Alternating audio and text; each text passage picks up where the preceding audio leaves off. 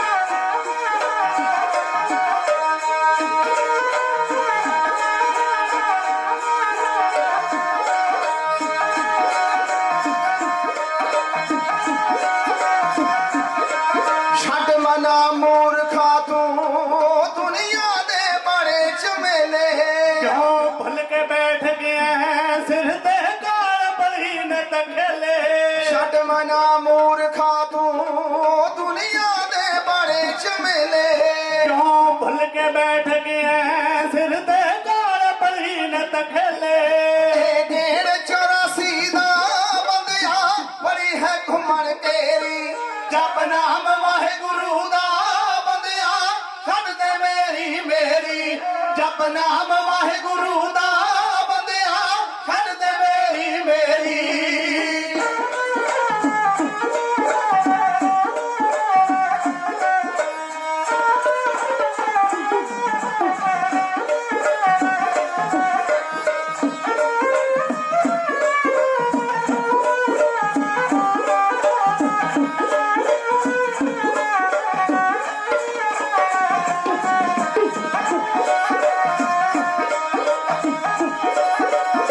आए बली बहादुर जो एक दिन कर गए कूच जहानो कोई मुड़ के आया ना जिता छुटिया तीर कमानो आए बली बहादुर जो एक दिन कर गए कूच जहानो कोई मुड़ के आया ना जिता छुटिया तीर कमानो जे दे हुक्म च पौड़ पानी जे दे हुक्म च पौड़ पानी हुक्म च पौड़ पानी ओही सार लवेगा तेरी जप नाम वाहेगुरु दा बंदिया छड़ दे मेरी मेरी जप नाम वाहेगुरु दा बंदिया छड़ दे मेरी मेरी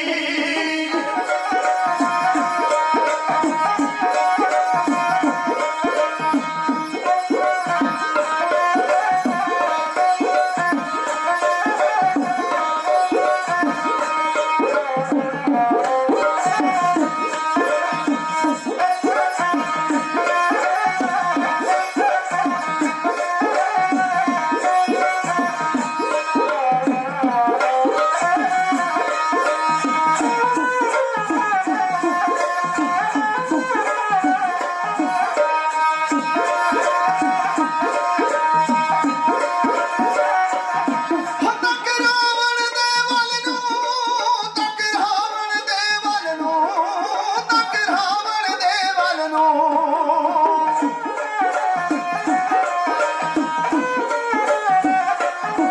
ਤੱਕ ਰਾਵਣ ਦੇ ਵੱਲ ਨੂੰ ਰੱਖਿਆ ਕਾਲ ਪਾਵੇ ਨਾਲ ਬੰਨ ਕੇ भूत धर्मराज दे डोलेंगे सब आकड़ा बन के ਤੱਕ ਰਾਵਣ ਦੇ ਵੱਲ ਨੂੰ ਰੱਖਿਆ ਕਾਲ ਪਾਵੇ ਨਾਲ ਬੰਨ ਕੇ भूत धर्मराज दे डोलेंगे सब आकड़ा बन के ਛੱਟ ਮਾਰ ਹੰਕਾਰ ਵਾਲੀ ਉੱਡ ਗਈ ਵਿੱਚ ਪਰਾਂ ਦੇ ਢੇਰੀ जप नाम वाहेगुरु दा बंदिया छड़ दे मेरी मेरी जप नाम वाहेगुरु दा बंदिया छड़ दे मेरी मेरी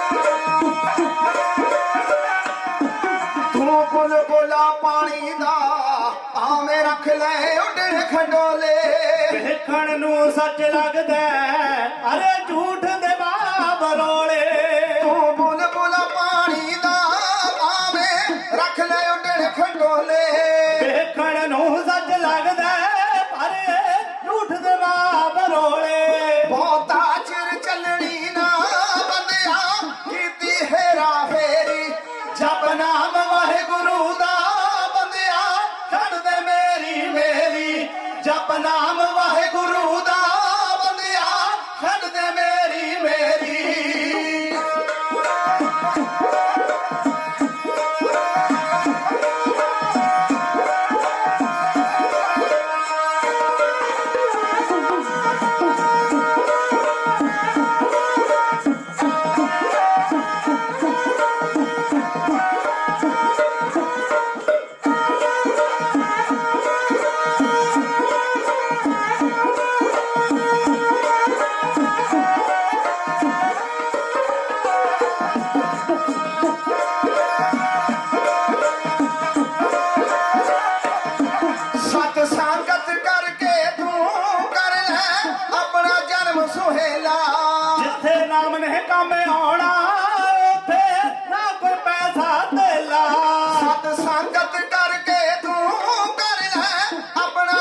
ਸੁਹੇਲਾ ਜਿੱਥੇ ਨਾਮ ਨੇ ਕੰਮ ਆਉਣਾ ਉੱਥੇ ਨਾ ਕੋਈ ਪੈਸਾ ਧੇਲਾ ਕਹੇ ਕਲਮ ਪਰ ਹੋਲੀ ਦੀ ਪਾਲ ਤੀਰ ਜੀ ਤਰ ਜਾਉ ਬੇੜੀ ਜਪ ਨਾਮ ਵਾਹਿਗੁਰੂ ਦਾ ਬੰਦਿਆ ਛੱਡ ਦੇ ਮੇਰੀ ਜਪ ਨਾਮ ਵਾਹਿਗੁਰੂ ਦਾ ਬੰਦਿਆ ਛੱਡ ਦੇ ਮੇਰੀ ਜਪ ਨਾਮ ਵਾਹਿਗੁਰੂ ਦਾ ਬੰਦਿਆ ਛੱਡ ਦੇ ਮੇਰੀ ਹੋ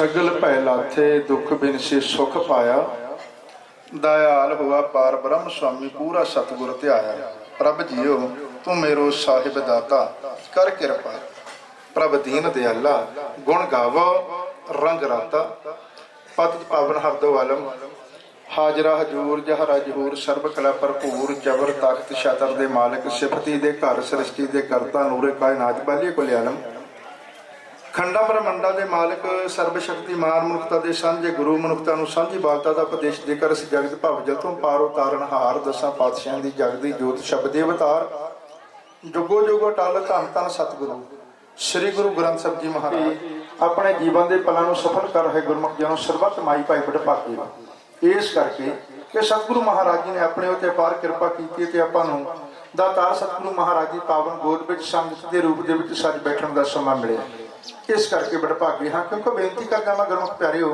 गोद विच सज बैठण दा ते उदों सानू अपने आप नूं वड्डियां भागां वाले समझ लेना चाहिए कि असीं बहुत वड्डियां भागां वाले हैं। अज साडे कर्म दा तार सतगुरु महाराज जी ने चंगे कर दित्ते ने जो सानू सतगुरु महाराज जी पावन गोद विच सज बैठण दा समां प्राप्त हो गया।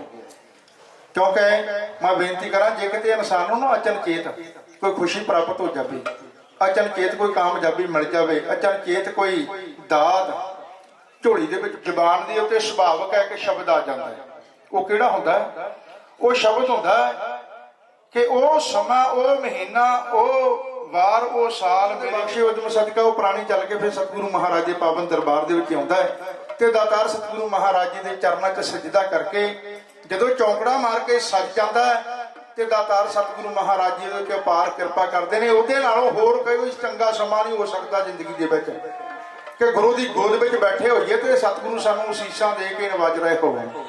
ਇਹ ਤੋਂ ਹੋਰ ਸਮਾਂ ਇਨਸਾਨ ਦੇ ਲਈ ਜ਼ਿੰਦਗੀ ਦੇ ਵਿੱਚ ਚੰਗਾ ਨਹੀਂ ਕੋਈ ਹੋ ਸਕਦਾ। ਇਸ ਕਰਕੇ ਦਾਸ ਅਰਜ਼ ਕਰ ਰਿਹਾ ਸੀ ਕਿ ਸਰਬੱਤ ਮਾਈ ਭਾਈ ਵਡਭਾਗੇ ਹੋ। ਆਪ ਜਾਣਦੇ ਹੋ ਕਿ ਬਹੁਤ ਹੀ ਸਤਿਕਾਰਯੋਗ ਸੇਵਕ ਪਰਿਵਾਰ ਜਿਹੜੇ ਪਰਿਵਾਰ ਉੱਤੇ ਮੇਰੇ ਸਤਿਗੁਰੂ ਮਹਾਰਾਜ ਜੀ ਨੇ ਅਪਾਰ ਕਿਰਪਾ ਕੀਤੀ ਹੈ ਤੇ ਖੁਸ਼ੀਆਂ ਦਾ ਸੁਭਾਗ ਸਮਾਂ ਬਖਸ਼ਿਸ਼ ਕੀਤਾ ਹੈ। ਬਹੁਤ ਹੀ ਸਤਿਕਾਰਯੋਗ ਸਰਦਾਰ ਸੁੱਚਾ ਸਿੰਘ ਜੀ ਬੈਂਸ ਅਤੇ ਮਾਤਾ ਸਵਰਨ ਕੌਰ ਜੀ ਤਿੰਨਾਂ ਦੀ ਸਮੁੱਚੀ ਫਲਵਾੜੀ। ਬਹੁਤ ਹੀ ਸਤਿਕਾਰਯੋਗ ਸਰਦਾਰ ਪਰਮਜੀਤ ਸਿੰਘ ਜੀ ਬੈਂਸ ਤੇ ਬੀਬੀ ਕੁਲਵਿੰਦਰ ਕੌਰ ਜੀ ਸਤਿਗੁਰੂ ਮਹਾਰਾਜ ਜੀ ਨੇ ਸੇਵਕ ਪਰਿਵਾਰ ਨੂੰ ਦਿੱਤਾ ਹੈ ਤੇ ਸਤਿਗੁਰੂ ਮਹਾਰਾਜ ਜੀ ਨੇ ਦਾਤਾਰ ਸਤਿਗੁਰੂ ਮਹਾਰਾਜ ਦਾ ਸ਼ੁਕਰਾਨਾ ਕੀਤਾ ਹੈ।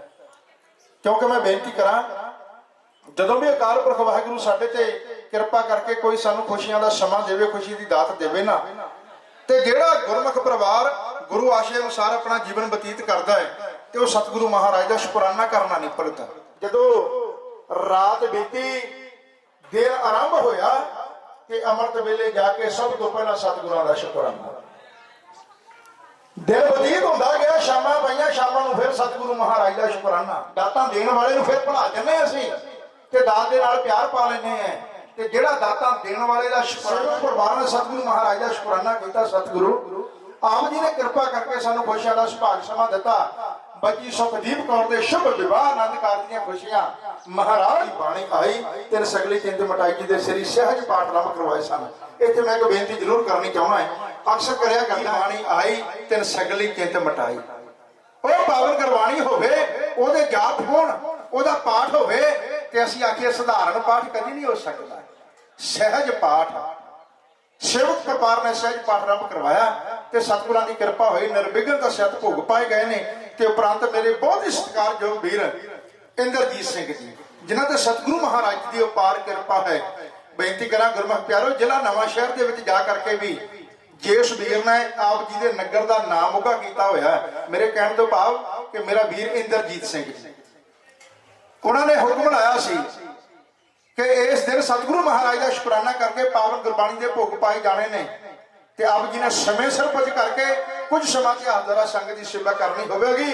ਤੇ ਗੁਰਮੁਖ ਪਿਆਰਿਓ ਆਓ ਇਹ ਨਿਮਾਣੇ ਜਾਂ ਢਾਡੀ ਜਥਾ ਦਾ ਤਾਰ ਸਤਿਗੁਰੂ ਮਹਾਰਾਜ ਦੇ ਮੁਬਾਰਕ ਚਰਨਾਂ ਵਿੱਚ ਆਪ ਰੱਬ ਵਰਗੇ ਸੰਗਤਾਂ ਦੇ ਸਨਮੁਖ ਹਾਜ਼ਰ ਹੈ ਜੀ। ਕਿਸੇ ਵੀ ਇਤਿਹਾਸ ਦੀ ਲੜੀ ਦੇ ਨਾਲ ਜੁੜਨ ਤੋਂ ਪਹਿਲਾਂ ਆਪਾਂ ਇੱਕ ਵਾਰ ਸਤਿਗੁਰੂ ਮਹਾਰਾਜ ਦੇ ਮੁਬਾਰਕ ਚਰਨਾਂ ਵਿੱਚ ਕਰੀਏ ਸਜਦਾ, ਸਤਿਗੁਰਾਂ ਤੋਂ ਲਈਏ ਅਸੀਸ, ਆਪਣੇ ਧਰਮ ਦੇ ਨਾਅਰਿਆਂ ਨੂੰ ਕਰੀਏ ਬੁਲੰਦ ਤੇ 2 ਵਾਰ ਵਾਹਿਗੁਰੂ ਦਾ ਸਿਮਰਨ ਕਰਕੇ ਸਤਿਗੁਰਾਂ ਤੋਂ ਖੁਸ਼ੀ ਆਪਣੀ ਝੋਲੀ ਦੇ ਵਿੱਚ ਪਵਾਈਏ।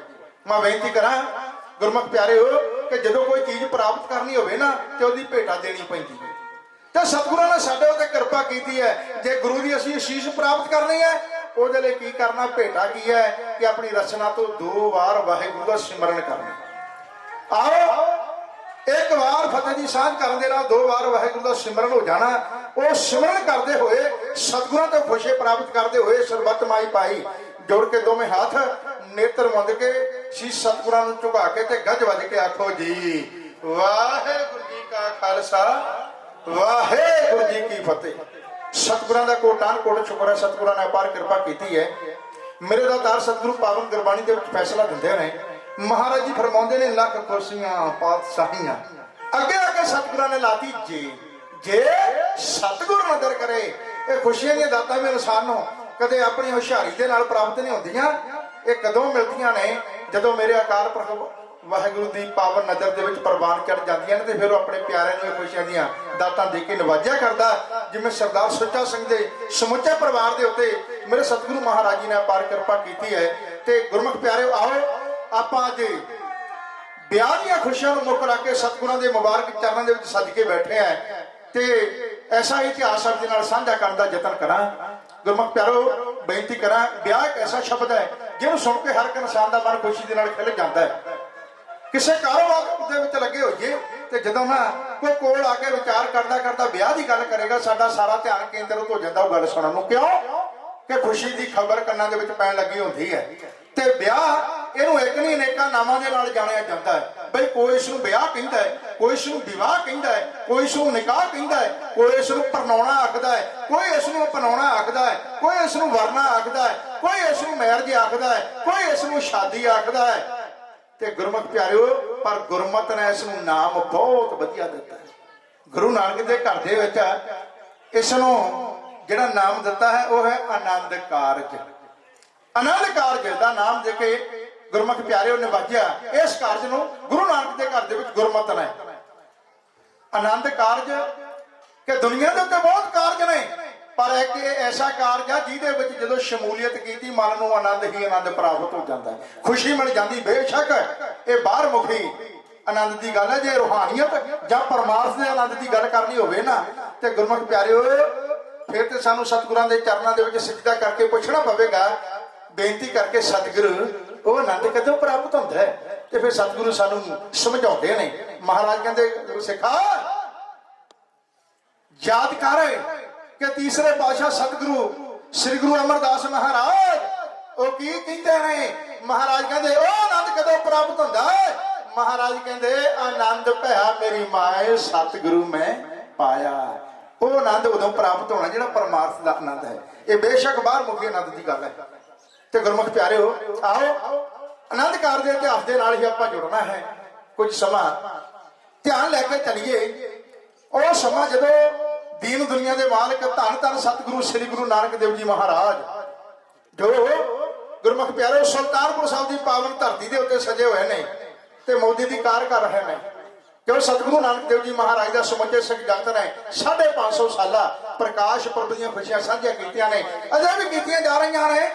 ਅੱਜ ਸਤਿਗੁਰੂ ਨਾਨਕ ਦੇਵ ਜੀ ਮਹਾਰਾਜ ਉੱਥੇ ਸਜੇ ਹੋਏ ਨੇ ਤੇ ਗੁਰਮੁਖ ਪਿਆਰਿਓ ਸਤਿਗੁਰੂ ਮਹਾਰਾਜ ਜੀ ਦਾ ਬਚਪਨ ਦਾ ਮਿੱਤਰ ਭਾਈ ਮਰਦਾਨਾ ਜਿਹੜਾ ਮਹਾਰਾਜ ਜੀ ਦੇ ਕੋਲ ਗਿਆ ਕਿਉਂਕਿ ਬਚਪਨ ਤੋਂ ਲੈ ਕੇ ਜਰਾਨਾ ਹੈ ਸਤਿਗੁਰੂ ਨਾਨਕ ਦੇਵ ਜੀ ਮਹਾਰਾਜ ਅਤੇ ਭਾਈ ਮਰਦਾਨਾ ਜੀ ਦਾ। ਉਹ ਭਾਈ ਮਰਦਾਨਾ ਸਤਿਗੁਰੂ ਮਹਾਰਾਜ ਦੇ ਮੁਬਾਰਕ ਚਰਨਾਂ ਵਿੱਚ ਜਾਂਦਾ ਹੈ। ਕੁਝ ਸਮਾਂ ਜਦੋਂ ਉੱਥੇ ਰੁਕਿਆ ਤੇ ਹੁਣ ਕੁਝ ਸਮਾਂ ਰੁਕਣ ਤੋਂ ਬਾਅਦ ਅੱਜ ਮਹਾਰਾਜ ਨੂੰ ਬੇਨਤੀ ਕਰਦਾ, ਕਹਿੰਦਾ ਬਾਬਾ ਜੇ ਮੈਨੂੰ ਆਗਿਆ ਦੇਵੇਂ ਨਾ ਤੇ ਮੈਂ ਪਿੰਡ ਜਾ ਕੇ ਪਿੰਡ ਦੀ ਸੁੱਖ ਸਾਂਝ ਪੁੱਛ ਕੇ ਜਲਦੀ ਵਾਪਸ ਪਰਤ ਆਵਾਂਗਾ। ਮਹਾਰਾਜ ਜੀ ਨੇ ਆਗਿਆ ਦਿੱਤੀ ਹੈ। ਭਾਈ ਮਰਦਾਨਾ ਚੱਲਿਆ ਤੇ ਗੁਰਮੁਖ ਪਿਆਰਿਓ ਨਗਰ ਦੇ ਵਿੱਚ ਆਇਆ ਤਲਵੰਡੀ ਦੇ ਵਿੱਚ। ਕੁਝ ਸਮਾਂ ਇੱਥੇ ਰੁਕਿਆ ਤੇ ਹੁਣ ਵਾਪਸ ਸੁਲਤਾਨਪੁਰ ਨੂੰ ਤੁਰਿਆ। ਤੇ ਅੱਜ ਜਦ ਸੁਲਤਾਨਪੁਰ ਦੀ ਧਰਤੀ ਤੇ ਗਿਆ ਤੇ ਕਿੱਥੇ ਗਿਆ? ਸਿੱਧਾ ਅੱਜ ਬੇਬੇ ਨਾਨਕੀ ਜੀ ਦੇ ਗ੍ਰਹਿ ਵਿਖੇ ਭੈਣ ਨਾਨਕੀ ਉਹ ਬੇਬੇ ਨਾਨਕੀ ਤੱਕ ਰਹੀ ਹੈ ਕਿ ਭਾਈ ਮਰਦਾਨਾ ਆਇਆ। ਪਤਾ ਭੈਣ ਨੂੰ ਬੇਬੇ ਨਾਨਕੀ ਨੂੰ ਕਿ ਭਾਈ ਮਰਦਾਨਾ ਤਲਵੰਡੀਓਂ ਚੱਲ ਕੇ ਆਇਆ ਤੇ ਬੇਬੇ ਨਾਨਕੀ ਭਾਈ ਮਰਦਾਨੇ ਨੂੰ ਇੱਕ ਸਵਾਲ ਕਰਨ ਲੱਗੀ ਹੈ। ਕਿਹੜਾ ਸਵਾਲ?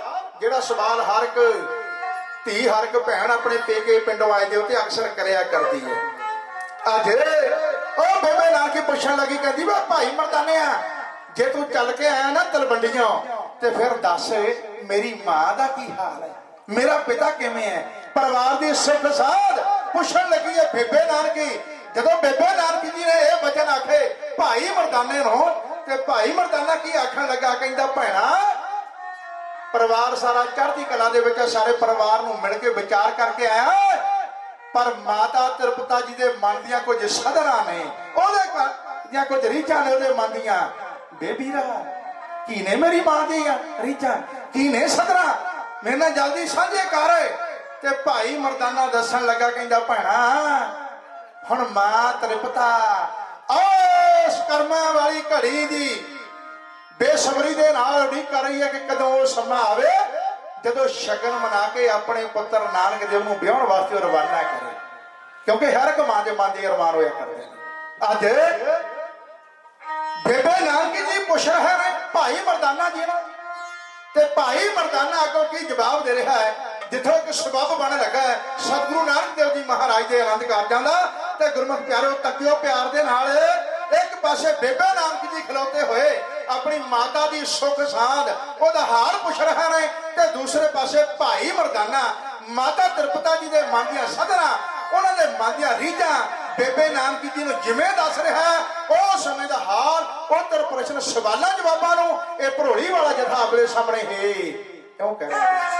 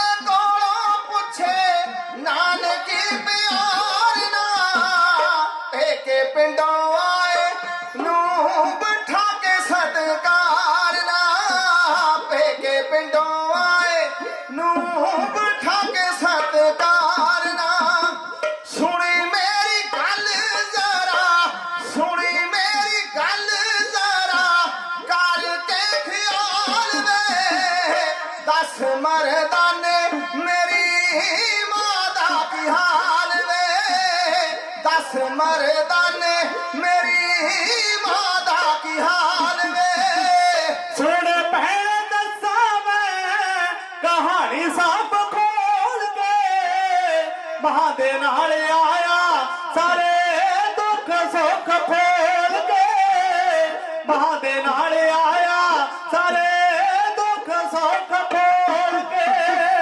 छेती छेती घोड़ी मां, छेती छेती घोड़ी मां, चढ़ाउणा चाहुंदी पुੱਤ ਨੂੰ ਚੜ੍ਹਦੀ ਕਲਾ 'ਚ ਮਾਂ ਵਿਆਹੁਣਾ ਚਾਹੁੰਦੀ ਪੁੱਤ ਨੂੰ, ਚੜ੍ਹਦੀ ਕਲਾ 'ਚ ਮਾਂ ਵਿਆਹੁਣਾ ਚਾਹੁੰਦੀ ਪੁੱਤ ਨੂੰ। ਹੋ ਪੇਕਿਆਂ ਤੋਂ ਸੀਤ ਦੀਆਂ ਮੰਗਣ ਹਵਾਵਾਂ ਨੂੰ, ਪੇਕਿਆਂ ਦੇ ਨਾਂ ਤੇ ਚੂਰ ਪਾਉਣ ਕੁੰਡਕਾਵਾਂ ਨੂੰ, ਪੇਕਿਆਂ ਤੋਂ ਸੀਤ ਦੀਆਂ ਮੰਗਣ ਹਵਾਵਾਂ ਨੂੰ, ਪੇਕਿਆਂ ਦੇ ਨਾਂ ਤੇ ਚੂਰੀ ਪਾਉਣ ਕੁੰਡਕਾਵਾਂ ਨੂੰ। ਸੁੱਖ ਦੇ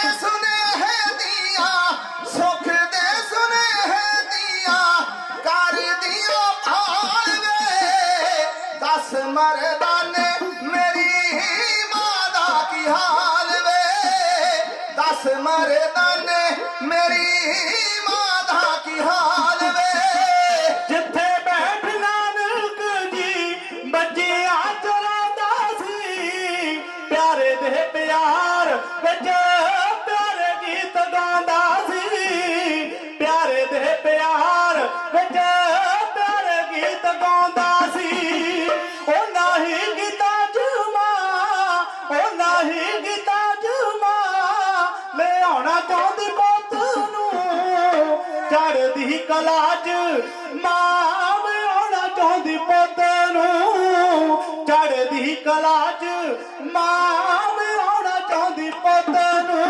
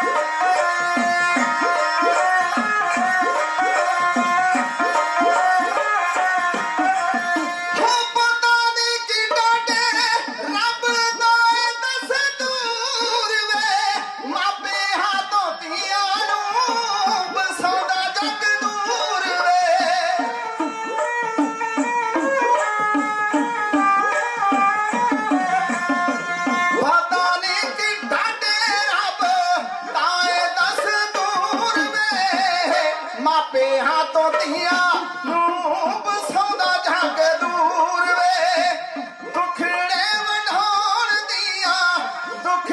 ਵੰਡਾਉਣ ਦੀਆਂ ਸਦਾ ਮਾਵਾਂ ਨਾਲ ਵੇ ਦਸ ਮਰਦਾਨੇ ਮੇਰੀ ਮਾਂ ਦਾ ਕੀ ਹਾਲ ਵੇ ਦਸ ਮਰਦਾਨੇ ਮੇਰੀ ਮਾਂ ਦਾ ਕੀ ਹਾਲ ਵੇ ਸੋਚਦੀ ਆ ਪੁੱਤ ਨੂੰ ਵੇ ਆਉਣਾ ਮੈਂ ਸ਼ਿੰਗਾਰ ਕੇ ਛੇਤੀ ਛੇਤੀ ਜੋੜੀ ਤਾਂ ਪੀਵਾ ਪਾਣੀ ਵਾਰ ਕੇ ਛੇਤੀ ਛੇਤੀ ਜੋੜੀ ਤਾਂ ਪੀਵਾ ਪਾਣੀ ਵਾਰ ਕੇ ਸ਼ਗਨਾ ਦਾ ਗਾਨਾ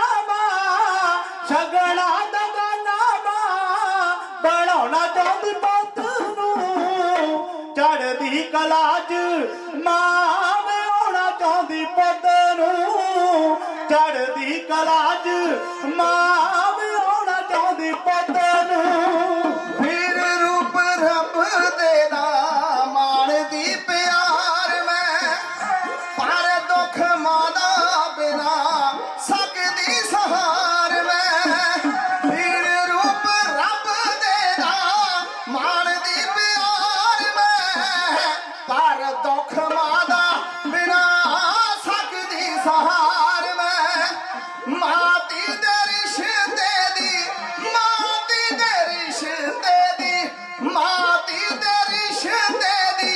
ਵੱਖਰੀ ਜਾਨ ਵੇ ਦਸ ਮਰਦਾਨੇ ਮੇਰੀ ਮਾਂ ਦਾ ਕੀ ਹਾਲ ਵੇ ਦਸ ਮਰਦਾਨੇ ਮੇਰੀ ਮਾਂ ਦਾ ਕੀ ਹਾਲ ਵੇ ਚੱਲ ਗਿਆ ਪਤਾ ਸਾਰੀ ਗੱਲ ਦਾ ਭਰੋਲੀ ਨੂੰ ਬਿਕਰ ਜੀਤ ਬਾਲ ਤੀਰੇ ਤੱਕ ਲੈਣਾ ਡੋਲੀ ਨੂੰ ਬਿਕਰ ਜੀਤ ਬਾਲ ਤੀਰੇ ਤੱਕ ਲੈਣਾ ਡੋਲੀ ਨੂੰ ਜੱਥੇ ਕੋਲ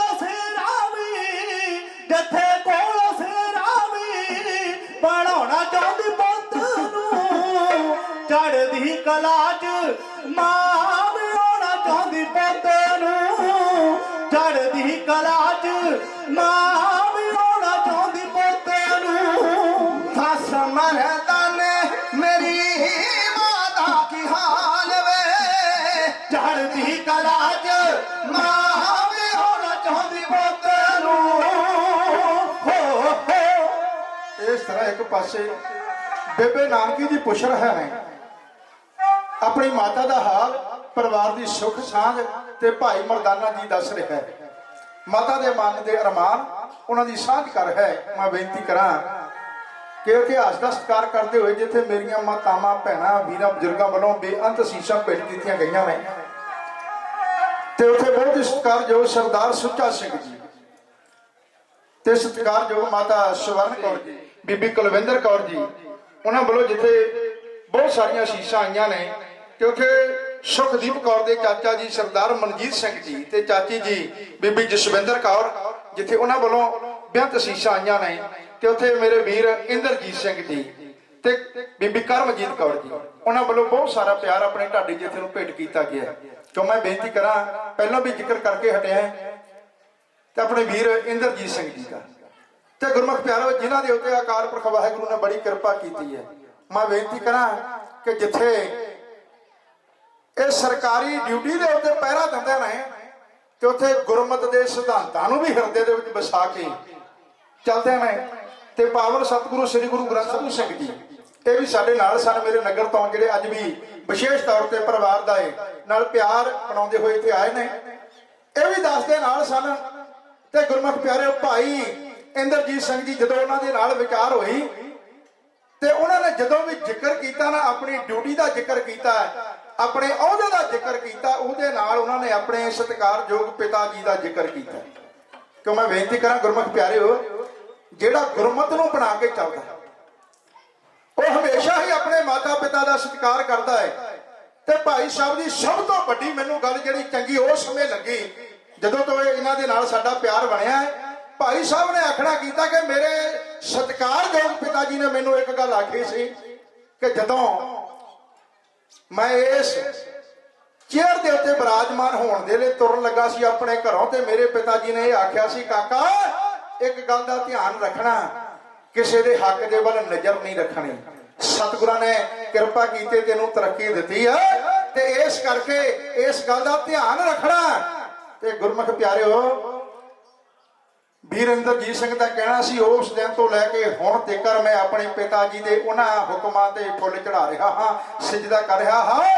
ਤੇ ਗੁਰਮੁਖ ਪਿਆਰਿਓ, ਵਾਕਿਆ ਹੀ ਇਸ ਗੱਲ ਦੇ ਉੱਤੇ ਅੱਜ ਵੀ ਪਹਿਰਾ ਦੇ ਰਹੇ ਨੇ।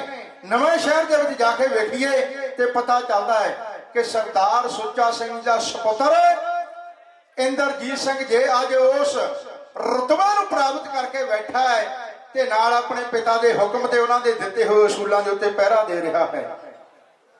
ਕਿਸੇ ਦੀ ਮਦਦ ਤੇ ਜ਼ਰੂਰ ਕਰ ਦਿੰਦੇ ਨੇ। ਤੇ ਉੱਥੋਂ ਪਤਾ ਚੱਲ ਗਿਆ ਸੀ ਕਿ ਜਿਹੜਾ ਫਲ ਹੈ ਨਾ, ਫਲ ਤੋਂ ਪਤਾ ਚੱਲ ਜਾਂਦਾ ਸੀ ਕਿ ਬੂਟਾ ਕਿਹੋ ਜਿਹਾ, ਬ੍ਰਿਸ਼ ਕਿਹੋ ਜਿਹਾ ਹੋਵੇਗਾ।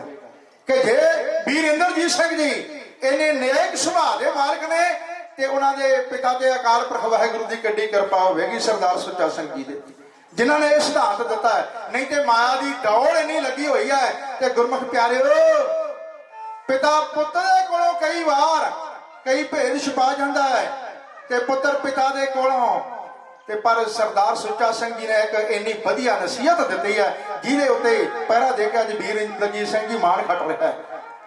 ਤੇ ਭਾਗਾਂ ਵਾਲਾ ਪਰਿਵਾਰ ਹੈ ਜਿਨ੍ਹਾਂ ਨੇ ਗੁਰਮਤ ਨੂੰ ਵੀ ਬਣਾਇਆ ਹੋਇਆ ਹੈ। ਤੇ ਸਤਿਗੁਰੂ ਕਿਰਪਾ ਕਰਨ, ਉਹਨਾਂ ਵੱਲੋਂ ਵੀ ਬਹੁਤ ਸਾਰਾ ਪਿਆਰ ਆਇਆ, ਸਾਰੀ ਸੰਗਤ ਨੇ ਅਸੀਸਾਂ ਦਿੱਤੀਆਂ ਨੇ, ਸਤਿਗੁਰੂ ਕਿਰਪਾ ਕਰਨ।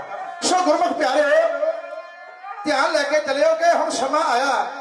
ਬੇਬੇ ਨਾਨਕੀ ਜੀ ਨੇ ਜਦੋਂ ਪੁੱਛੀ ਇਹ ਗੱਲ, ਭਾਈ ਮਰਦਾਨਾ ਜੀ ਨੇ ਦੱਸੀ ਹੈ, ਤੇ ਬੇਬੇ ਨਾਨਕੀ ਜੀ ਦੇ ਨਾਲ ਵਿਚਾਰ ਕਰਕੇ ਭਾਈ ਮਰਦਾਨਾ ਤੇ ਮੋਦੀ ਖਾਨੇ ਨੂੰ ਚਲਿਆ ਗਿਆ।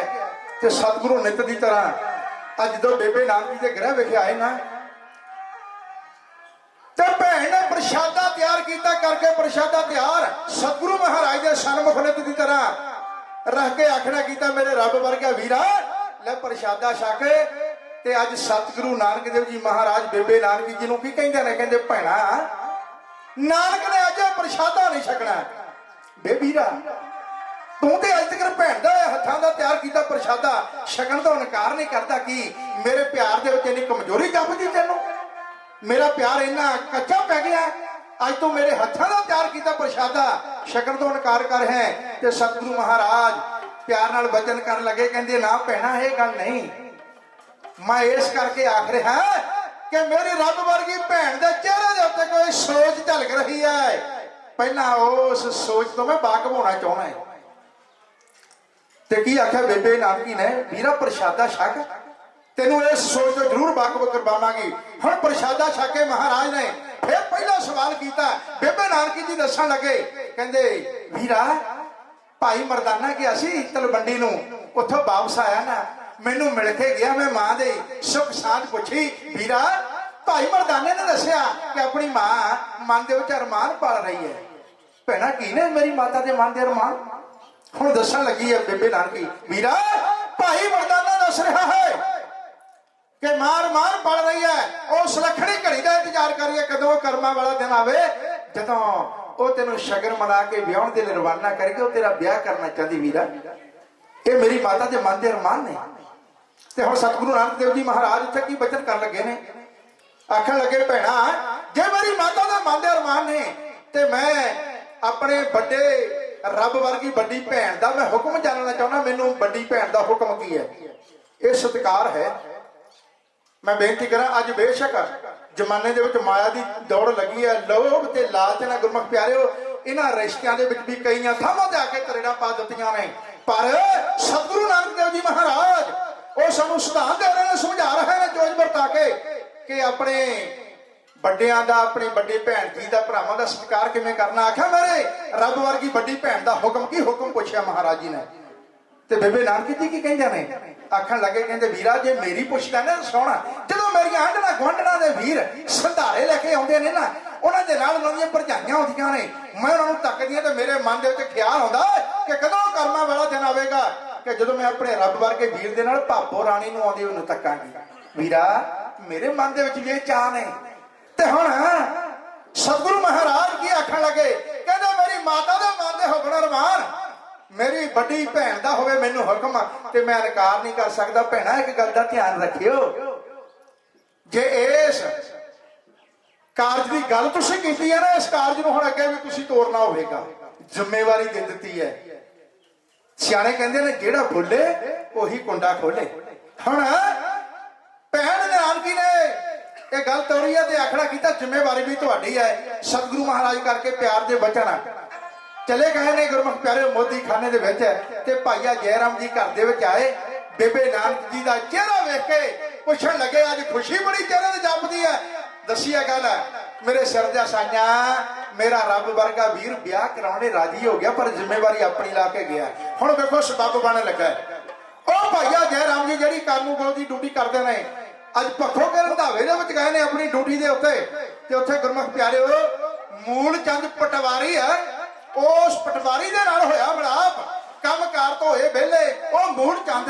ਹੁਣ ਜੈ ਰਾਮ ਜੀ ਨੂੰ ਕੱਲ ਆਖਣ ਲੱਗਾ, ਕਹਿੰਦਾ ਜੈ ਰਾਮ ਜੀ ਮੇਰੀ ਧੀ, ਸਾਡੀ ਧੀ ਸੁਲੱਖਣੀ ਜਿਹੜੀ ਜ਼ੁਬਾਨੀ ਦਾ ਦਹਲੀਜ਼ਾਂ ਦੇ ਵੱਲ ਕਦਮ ਵਧਾ ਰਹੀ ਹੈ, ਸਾਡੇ ਮਨ ਦੀ ਵਿਚਾਰ ਹੈ ਕਿ ਕੋਈ ਚੰਗਾ ਘਰ ਦੇ ਚੰਗਾ ਬਾਹਰ ਮਿਲ ਜਾਵੇ ਤੇ ਅਸੀਂ ਉਸ ਦਾ ਵਿਵਾਹ ਕਰ ਦਈਏ, ਆਨੰਦ ਕਾਰਜ ਕਰ ਦਈਏ। ਇਸ ਕਰਕੇ ਤੁਸੀਂ ਖਿਆਲ ਰੱਖਣਾ। ਭਾਈਆ ਜੈ ਰਾਮ ਨੂੰ ਉਸ ਵੇਲੇ ਯਾਦ ਆਈ ਕਿ ਨਾਨਕ ਦੇਵ ਜੀ ਨੇ ਸਾਡੀ ਜ਼ਿੰਮੇਵਾਰੀ ਲਾਈ ਹੋਈ ਹੈ। ਤੇ ਹੁਣ ਵਿਅੰਗ ਦੇ ਨਾਲ ਭਾਈਆ ਜੈ ਰਾਮ ਜੀ ਗੱਲ ਕਹਿੰਦੇ ਨੇ ਮੂਲ ਚੰਦ ਨੂੰ, ਕਹਿੰਦੇ ਜੇ ਇੱਕ ਪਟਵਾਰੀ ਨੂੰ ਪਟਵਾਰੀ ਦਾ ਕੁੜਮ ਬਣਾ ਦਿੱਤਾ ਜਾਵੇ। ਕਿਉਂ ਗੁਰਮੁਖ ਪਿਆਰਿਓ, ਉਧਰ ਮੂਲ ਚੰਦ ਵੀ ਪਟਵਾਰੀ ਨੇ, ਇਧਰ ਸਤਿਗੁਰੂ ਨਾਨਕ ਦੇਵ ਜੀ ਮਹਾਰਾਜ ਜੀ ਦੇ ਪਿਤਾ ਜੀ ਉਹ ਵੀ ਪਟਵਾਰੀ ਦੀ ਕਾਰ ਕਰਿਆ ਕਰਦੇ ਸਨ। ਉਹਨਾਂ ਆਖਿਆ ਮੈਂ ਸਮਝਣ ਦੀ ਸਾਰੀ ਗੱਲ ਦੱਸ ਦਿੱਤੀ ਹੈ ਕਿ ਉਹਨਾਂ ਦੇ ਨਾਲ ਮੇਰਾ ਕੀ ਰਿਸ਼ਤਾ ਹੈ। ਨਾਨਕ ਦੇਵ ਜੀ ਬਾਬਤ ਸਾਰਾ ਕੁਝ ਸਮਝਾ ਦਿੱਤਾ ਹੈ। ਤੇ ਹੁਣ ਮੂਲ ਚੰਦ ਨੇ ਆਖਿਆ ਕਿ ਅਸੀਂ ਸੰਗਰਾਂਦ ਵਾਲੇ ਦਿਨ ਆਵਾਂਗੇ। ਬਈ ਗੁਰਮੁਖ ਪਿਆਰਿਓ ਅੱਜ 1485 ਦੀ ਸੰਗਰਾਂਦ ਹੈ, ਹਾੜ ਦਾ ਮਹੀਨਾ। ਤੇ ਜਦੋਂ ਅੱਜ ਮੂਲ ਚੰਦ ਦੀ ਸਕੇ ਸੰਬੰਧੀਆਂ ਸਮੇਤ ਸੁਲਤਾਨਪੁਰ ਸਾਹਿਬ ਦੀ ਪਾਵਨ ਧਰਤੀ ਤੇ ਆਏ ਤੇ ਗੁਰਮੁਖ ਪਿਆਰੇ ਜਦੋਂ ਮੇਰੇ ਦਾਤਾਰ ਸਤਿਗੁਰੂ ਮਹਾਰਾਜ ਜੀ ਨੂੰ ਤੱਕਿਆ, ਮੇਰਾ ਨਜ਼ਰੀ ਨਜ਼ਰ ਨਿਹਾਲ ਹੋ ਗਿਆ। ਤੇ ਕਹਿਣ ਤੋਂ ਭਾਵ ਕਿ ਰਿਸ਼ਤਾ ਨਾਤਾ ਜਿਹੜਾ ਪੱਕਾ ਹੋ ਗਿਆ ਹੈ। 2 ਸਾਲ ਦਾ ਸਮਾਂ ਵਿਆਹ ਦਾ ਰੱਖਿਆ ਗਿਆ, ਤੁਰਨ ਲੱਗਾ ਹੈ। ਉਹ ਮੂਲ ਚੰਦ ਇੱਕ ਗੱਲ ਕਹਿੰਦਾ ਹੈ ਜੈ ਰਾਮ ਜੀ ਨੂੰ, ਕਹਿੰਦਾ ਜੈ ਰਾਮ ਜੀ ਮੈਂ ਆਪਣੀ ਬੱਚੀ ਦਾ ਆਨੰਦ ਕਾਰਜ, ਆਪਣੀ ਧੀ ਦਾ ਵਿਆਹ ਆਪਣੇ ਸ਼ਰੀਕੇ ਭਾਈਚਾਰੇ ਦੇ ਵਿੱਚ ਕਰਾਂਗਾ। ਪੱਖੋਂ ਕੇ ਰੰਧਾਵੇ ਮੈਂ ਡਿਊਟੀ ਕਰ ਰਿਹਾ ਹਾਂ, ਮੂਲ ਨਿਵਾਸੀ ਮੈਂ ਬਟਾਲੇ ਸ਼ਹਿਰ ਦਾ ਹਾਂ ਕਿ ਮੈਂ ਆਪਣੀ ਬੱਚੀ ਦੀ ਬਰਾਤ ਆਪਣੇ ਸ਼ਰੀਕੇ ਭਾਈਚਾਰੇ ਦੇ ਵਿੱਚ ਸੱਦਾਂਗਾ। ਇੱਥੇ ਮੈਂ ਬੇਨਤੀ ਕਰਦਾ ਮੈਂ ਗੁਰਮੁਖ ਪਿਆਰਿਓ, ਅੱਜ ਵੀ ਇਹ ਰਿਵਾਜ ਚੱਲਦੇ ਨੇ ਨਾ, ਇੱਕ ਵਿਆਹ ਜਿਹੜਾ ਹੈ ਇਹਨੂੰ ਕਈ ਵਾਰ ਅਸੀਂ ਫੈਸ਼ਨ ਦੇ ਵਿੱਚ ਲੈ ਕੇ ਆ ਜਾਂਦੇ ਹਾਂ। ਗੁਰਮਤ ਨੇ ਫੈਸ਼ਨ ਨੂੰ ਨਹੀਂ ਅਪਣਾਇਆ, ਗੁਰਮਤ ਨੇ ਤੇ ਸਾਦਗੀ ਨੂੰ ਪਹਿਲ ਦਿੱਤੀ ਹੈ। ਤੇ ਗੁਰਮੁਖ ਪਿਆਰਿਓ ਅੱਜ ਵੀ ਸਮਾਂ ਹੈ ਕਿ ਜਦੋਂ ਅਸੀਂ ਕਿਤੇ ਵਿਆਹ ਕਰਨਾ ਹੋਵੇ ਨਾ, ਅਸੀਂ ਬੱਚੇ ਬੱਚੀ ਦੇ ਆਨੰਦ ਕਾਰਜ ਦਾ ਸਮਾਂ ਜਿਹੜਾ ਉਹ ਨੀਅਤ ਕਰਦੇ ਉਹਦੇ ਨਾਲ ਹੀ ਅਸੀਂ ਜਿਹੜੇ ਸਮਾਜ ਦੇ ਵਿੱਚ ਫੈਸ਼ਨ ਬਣ ਚੁੱਕੇ ਨੇ ਉਹਨਾਂ ਦੇ ਵੱਲੋਂ ਪਹਿਲਾਂ ਤਰਜੀਹ ਅਸੀਂ ਦੇ ਦਿੰਦੇ ਆ। ਇੰਨੀ ਤਰਜੀਹ ਦਿੰਦੇ ਆ ਕਈ ਵਾਰ ਗੁਰਮੁਖ ਪਿਆਰਿਓ ਕਿ ਉਹ ਤਰਜੀਹ ਜਿਹੜੀ ਹੈ ਫਿਰ ਉਹ ਤਰਜੀਹ ਇੱਕ ਗਰੀਬ ਇਨਸਾਨ ਨੂੰ ਧੀ ਦੇ ਨਾਮ ਤੋਂ ਫਿਰ ਡਰਾਉਣ ਲੱਗ ਪੈਂਦੀ ਹੈ। ਕਿਉਂ ਧੀਆਂ ਵਿਚਾਰੀਆਂ ਕਿਸੇ ਗੱਲੋਂ ਘੱਟ ਨਹੀਂ, ਧੀਆਂ ਮਾਪਿਆਂ ਦਾ ਸਤਿਕਾਰ ਕਰਦੀਆਂ, ਉਹ ਧੀਆਂ ਮਾਤਾ ਪਿਤਾ ਦਾ ਹਰ ਸਮੇਂ ਦੁੱਖ ਦਰਦ ਵੰਡਾਉਂਦੀਆਂ।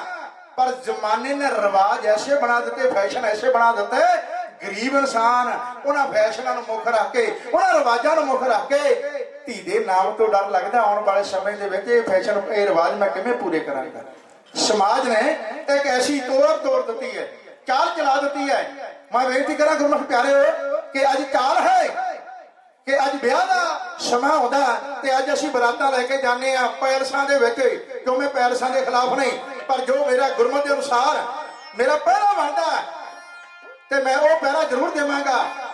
ਪੈਲਸਾਂ ਦੇ ਵਿੱਚ ਬਰਾਤ ਲੈ ਕੇ ਜਾਂਦੇ ਆ, ਕਿੰਨੀ ਚੰਗੀ ਗੱਲ ਹੈ ਕਿ ਉੱਥੇ ਭੈਣ ਭਾਈ ਇਕੱਤਰ ਹੁੰਦੇ, ਖੁਸ਼ੀਆਂ ਦੇ ਕਾਰਜ ਆਪਣਿਆਂ ਨਾਲ ਚੰਗੇ ਲੱਗਦੇ ਨੇ। ਪਰ ਉੱਥੇ ਆ ਕੇ ਜਦੋਂ ਸਮਾਂ ਆਉਂਦਾ ਸਤਿਗੁਰੂ ਸ੍ਰੀ ਗੁਰੂ ਗ੍ਰੰਥ ਸਾਹਿਬ ਜੀ ਮਹਾਰਾਜ ਦੇ ਸਤਿਕਾਰ ਦਾ ਨਾ, ਇੱਥੇ ਆ ਕੇ ਅਸੀਂ ਫੈਸ਼ਨ ਬਣਾ ਕੇ ਰੱਖ ਦਿੱਤਾ ਤੇ ਗੁਰੂ ਗ੍ਰੰਥ ਸਾਹਿਬ ਜੀ ਮਹਾਰਾਜ ਦੇ ਸਤਿਕਾਰ ਦੀ ਬਾਤ ਨੂੰ ਅਸੀਂ ਪਛੜ ਜਾਂਦੇ ਆ।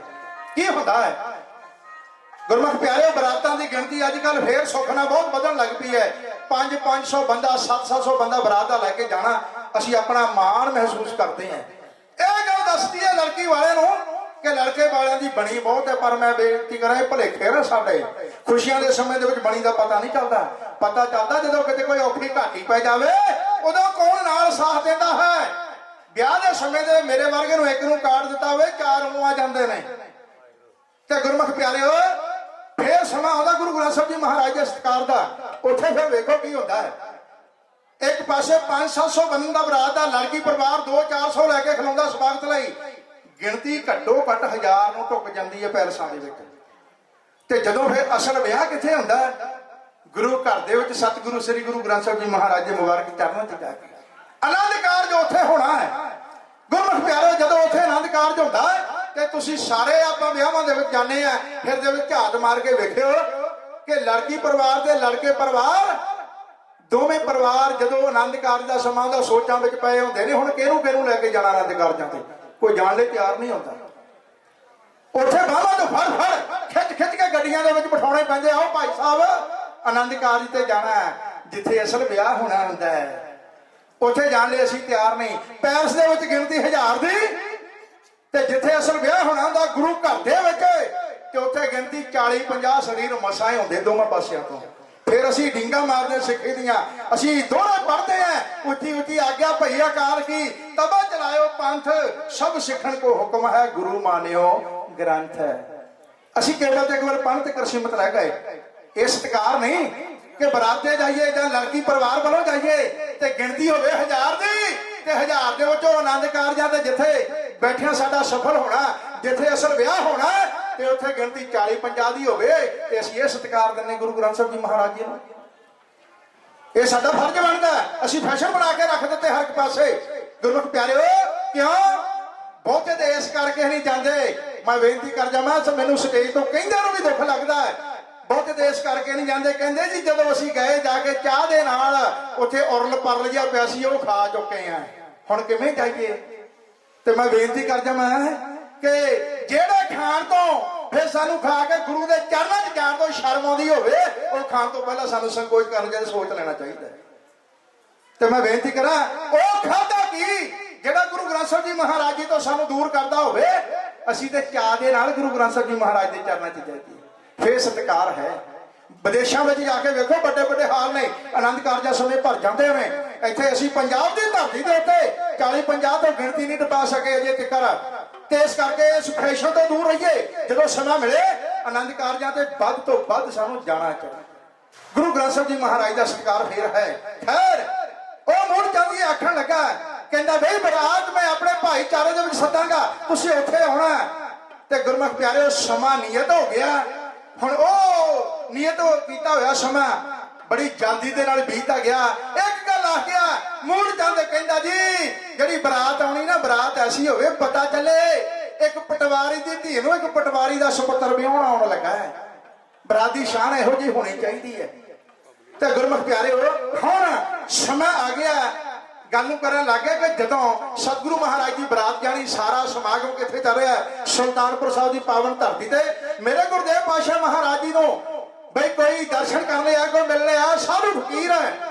ਉਹਦੇ ਬੇਸ਼ੱਕ ਜਿਹੜੇ ਬਸਤਰ ਫਟੇ ਹੋਏ ਨੇ, ਮੱਥੇ ਦੇ ਉੱਤੇ ਸਵਾਹ ਮਲੀ ਹੋਈ ਹੈ, ਬਈ ਸਿਰ ਦੇ ਉੱਤੇ ਜਟਾਂ ਜੜਾਵਾਂ ਨੇ।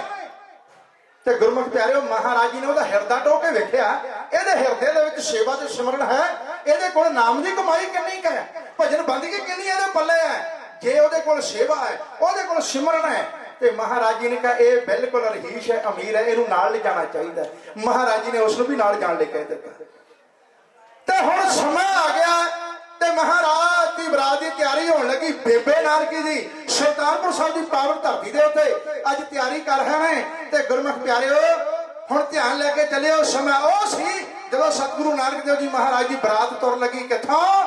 ਅੱਜ ਬਈ ਇਹ ਸੁਲਤਾਨਪੁਰ ਦੀ ਧਰਤੀ ਤੋਂ ਬੇਬੇ ਨਾਨਕੀ ਜੀ ਨੇ ਸਾਰੇ ਸ਼ਗਨ ਕੀਤੇ ਤੇ ਸਮੇਂ ਦੇ ਰਿਵਾਜ ਅਨੁਸਾਰ ਅੱਜ ਸਤਿਗੁਰੂ ਮਹਾਰਾਜ ਜੀ ਨੂੰ ਘੋੜੀ ਦੇ ਉੱਤੇ ਚੜਾਇਆ। ਭੈਣ ਨੇ ਘੋੜੀ ਦੀਆਂ ਬਾਗਾਂ ਗੁੱਦੀਆਂ, ਸਖੀਆਂ ਸਹੇਲੀਆਂ ਨੂੰ ਲਿਆ ਨਾਲ, ਘੋੜੀਆਂ ਗਾਈਆਂ ਵੀਰ ਦੀਆਂ। ਤੇ ਜਦੋਂ ਤੁਰ ਲੱਗੇ ਸਤਿਗੁਰੂ ਮਹਾਰਾਜ ਆਖਣ ਲੱਗੇ ਬੇਬੇ ਨਾਨਕੀ ਜੀ ਨੂੰ, ਕਹਿੰਦੇ ਭੈਣਾ ਹੁਣ ਛੱਡ ਦੇ ਘੋੜੀ ਦੀਆਂ ਬਾਗਾਂ, ਵੀਰ ਤੇਰਾ ਤੇਰੀ ਭਾਬੋ ਰਾਣੀ ਨੂੰ ਵਿਆਹਣ ਦੇ ਲਈ ਰਵਾਨਗੀ ਪਾਵੇ। ਬੇਬੇ ਨਾਨਕੀ ਕਹਿੰਦੀ ਵੀਰਾ ਜੇ ਨਾਨਕੀ ਨੇ ਘੋੜੀ ਦੀਆਂ ਬਾਗਾਂ ਨਹੀਂ ਛੱਡਣੀਆਂ। ਤੇ ਸਤਿਗੁਰੂ ਆਖਣ ਲੱਗੇ ਭੈਣਾ ਕੀ ਗੱਲ ਗਲਤੀ ਹੋ ਗਈ? ਕਹਿੰਦੀ ਵੀਰਾ ਭੁੱਲ ਕਰ ਬੈਠਾ, ਭੈਣੇ ਤੂੰ ਮੇਰੇ ਤੋਂ ਵੱਡੀ ਹੈ, ਮੇਰੀ ਭੁੱਲ ਸੁਧਾਰ ਸਕਦੀ ਦੱਸ। ਵੀਰਾ ਭੁੱਲ ਵੀ ਅੱਡੀ ਵੱਡੀ, ਜਦੋਂ ਕਿਸੇ ਭੈਣ ਦਾ ਵੀਰ ਲਾੜਾ ਬਣ ਕੇ ਘੋੜੀ ਤੇ ਬਹਿੰਦਾ, ਵੀਰਾ ਭੈਣ ਘੋੜੀ ਦੀਆਂ ਬਾਗਾਂ ਗੁੰਦਦੀ ਏ। ਤੇ ਜਦੋਂ ਵੀਰ ਤੁਰ ਲੱਗਦਾ ਤੇ ਆਪਣੀ ਭੈਣ ਨੂੰ ਪਹਿਲਾਂ ਬਾਗ ਫੜਾਈ ਦਿੰਦਾ ਹੈ। ਵੀਰਾ ਦੀ ਖੁਸ਼ੀ ਦਾ ਸਮਾਂ, ਨਾ ਤੇ ਮੈਂ ਬਾਪੂ ਕੋਲੋਂ ਮੰਗਣਾ, ਨਾ ਜੀ ਚਾਚੇ ਕੋਲੋਂ ਮੰਗਣਾ, ਨਾ ਜੀ ਮਾਮੇ ਦੇ ਕੋਲੋਂ ਮੰਗਣਾ, ਮੈਂ ਤਾਂ ਆਪਣੇ ਰੱਬ ਵਰਗੇ ਵੀਰ ਦੇ ਕੋਲੋਂ ਬਾਗ ਫੜਾਈ ਲੈਣੀ ਆ। ਜਿੰਨਾ ਚਿਰ ਮੈਨੂੰ ਬਾਗ ਫੜਾਈ ਨਹੀਂ ਦੇ ਦਿੰਦਾ ਤੇ ਉਹਨਾਂ ਚਿਰ ਨਾਨਕੀ ਨੇ ਘੋੜੀ ਦੀਆਂ ਬਾਗਾਂ ਨਹੀਂ ਛੱਡਣੀਆਂ। ਬਈ ਤੱਕਿਓ ਪਿਆਰ ਦੇ ਨਾਲ ਸਤਿਗੁਰੂ ਨਾਨਕ ਦੇਵ ਜੀ ਮਹਾਰਾਜ ਅੱਜ ਘੋੜੀ ਤੇ ਸਜੇ ਹੋਏ ਨੇ ਤੇ ਬੇਬੇ ਨਾਨਕੀ ਜੀ ਦੇ ਖੁਸ਼ੀ ਦੇ ਸਮੇਂ ਦੇ ਵਿੱਚ ਆ ਕੇ ਰੱਬ ਵਰਗੇ ਵੀਰ ਦੇ ਕੋਲੋਂ ਬਈ ਬਾਗ ਫੜਾਈ ਦੀ ਮੰਗ ਜਿਵੇਂ ਕਰਦੀ ਹੈ, ਉਹ ਸਮੇਂ ਦਾ ਹਾਲ ਢਾਡੀ ਜਠਾ ਕਿਉਂ ਕਰ ਰਿਹਾ।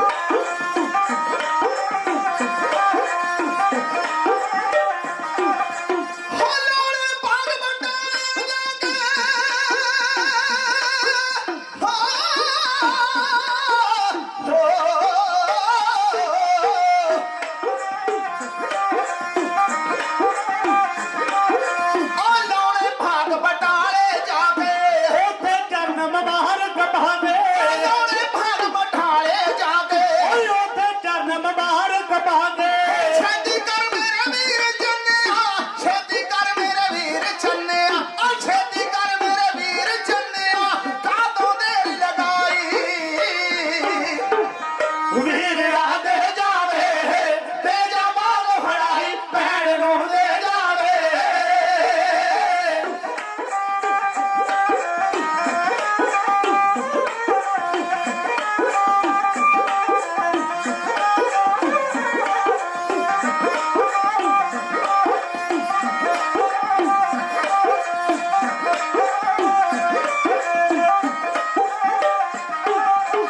ਬਾਦ ਬਿਕਰ ਜੀਤ ਤੀਰ ਬਥੇਰੇ ਅਮਰਜੀਤ ਪਰੋਲੀ ਜਿਹੜੇ ਬਾਦ ਬਿਕਰ ਜੀਤ ਤੀਰ ਬਥੇਰੇ ਓਏ ਅਮਰਜੀਤ ਪਰੋਲੀ ਜਿਹੜੇ ਢਾਡੀ ਜਥਾ ਬਣਾ ਕੇ ਜਾਂਦੇ ਢਾਡੀ ਜਥਾ ਬਣਾ ਕੇ ਜਾਂਦੇ ਗੀਤ ਖੁਸ਼ੀ ਦੇ ਗਾਈ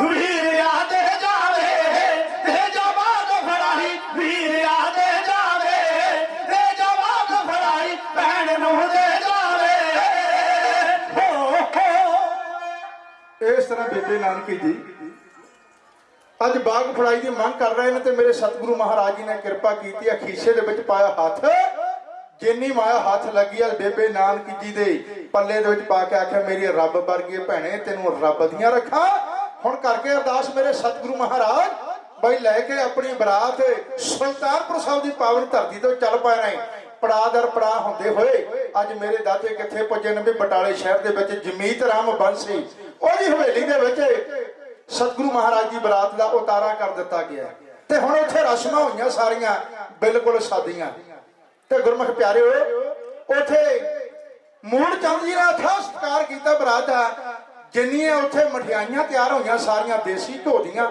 ਚੂੜਾਮਣੀ ਕਵੀ ਭਾਈ ਸੰਤੋਖ ਸਿੰਘ ਕਹਿੰਦੇ ਨੇ ਉਹ ਕਹਿੰਦਾ ਜਿੰਨੀਆਂ ਮਠਿਆਈਆਂ ਸਾਰੀਆਂ ਦੇਸੀ ਘਿਓ ਦੀਆਂ ਜਿੰਨੀਆਂ ਸਬਜ਼ੀਆਂ ਦਾਲਾਂ ਬਣੀਆਂ ਨੇ ਤੇ ਸਾਰੀਆਂ ਮੇਵਿਆਂ ਦੀਆਂ ਐਸਾ ਅਥਾ ਸਤਿਕਾਰ ਕੀਤਾ ਗਿਆ ਤੇ ਹੁਣ ਸਮਾਂ ਆਇਆ ਤੇ ਗੁਰਮੁਖ ਪਿਆਰਿਓ ਉੱਥੇ ਜਿਹੜੀਆਂ ਰਸਮਾਂ ਗੁਰਮਤ ਅਨੁਸਾਰ ਕੀਤੀਆਂ ਨੇ ਮੇਰੇ ਸਤਿਗੁਰੂ ਮਹਾਰਾਜ ਜੀ ਨੇ ਸਾਦਗੀ ਦੇ ਵਿੱਚ ਰਹਿ ਕਰਕੇ ਤੇ ਮੈਂ ਬੇਨਤੀ ਕਰਾਂ ਮੈਂ ਰਸਮਾਂ ਦੀ ਗੱਲ ਪਹਿਲਾਂ ਵੀ ਕਰ ਚੁੱਕਾ ਤੇ ਇੱਕ ਬੇਨਤੀ ਹੋਰ ਕਰ ਜਾਵਾਂ ਅੱਜ ਬੱਚੀ ਦੇ ਆਨੰਦ ਕਾਰਜ ਨੂੰ ਮੁੱਖ ਰੱਖ ਕੇ ਆਪਾਂ ਸਦਕੇ ਬੈਠੇ ਸਤਿਗੁਰਾਂ ਦੇ ਚਰਨਾਂ ਦੇ ਵਿੱਚ ਗੁਰਮੁਖ ਪਿਆਰਿਓ ਕਿ ਅੱਜ ਸਾਡੇ ਵਿੱਚ ਇੱਕ ਰਸਮ ਜਿਹੜੀ ਹੈ ਨਾ ਉਹ ਬਹੁਤ ਜਲਦੀ ਦੇ ਨਾਲ ਪ੍ਰਫੁੱਲਤ ਹੋ ਰਹੀ ਹੈ ਕਾਫੀ ਵੱਧ ਗਈ ਹੈ ਉਹ ਰਸਮ ਕੀ ਹੈ ਕਿ ਜਦੋਂ ਆਪਾਂ ਇਕੱਤਰ ਹੁੰਨੇ ਆ ਤੇ ਉੱਥੇ ਮਿਲਣੀ ਹੁੰਦੀ ਹੈ ਨਾ ਮਿਲਣੀ ਹੁਣ ਮਿਲਣੇ ਦੀਆਂ ਰਸਮਾਂ ਇੰਨੀਆਂ ਹੋ ਗਈਆਂ ਤੇ 40 40 50 50 ਮਿਲਣੀਆਂ ਹੀ ਨਹੀਂ ਇਦੋਂ ਘੱਟ ਹੁੰਦੀਆਂ ਤੇ 40 40 ਮਿਲਣੀਆਂ ਕਰਾ ਲੈਂਦੇ ਨੇ ਤੇ ਮੈਂ ਬੇਨਤੀ ਕਰਾਂ ਗੁਰਮੁਖ ਪਿਆਰਿਓ ਕਈ ਵਾਰ ਕੀ ਹੁੰਦਾ ਨਾ ਕਿ ਖਲੋਤੇ ਹੁੰਦੇ ਨੇ ਲੜਕੇ ਪਰਿਵਾਰ ਵਾਲੇ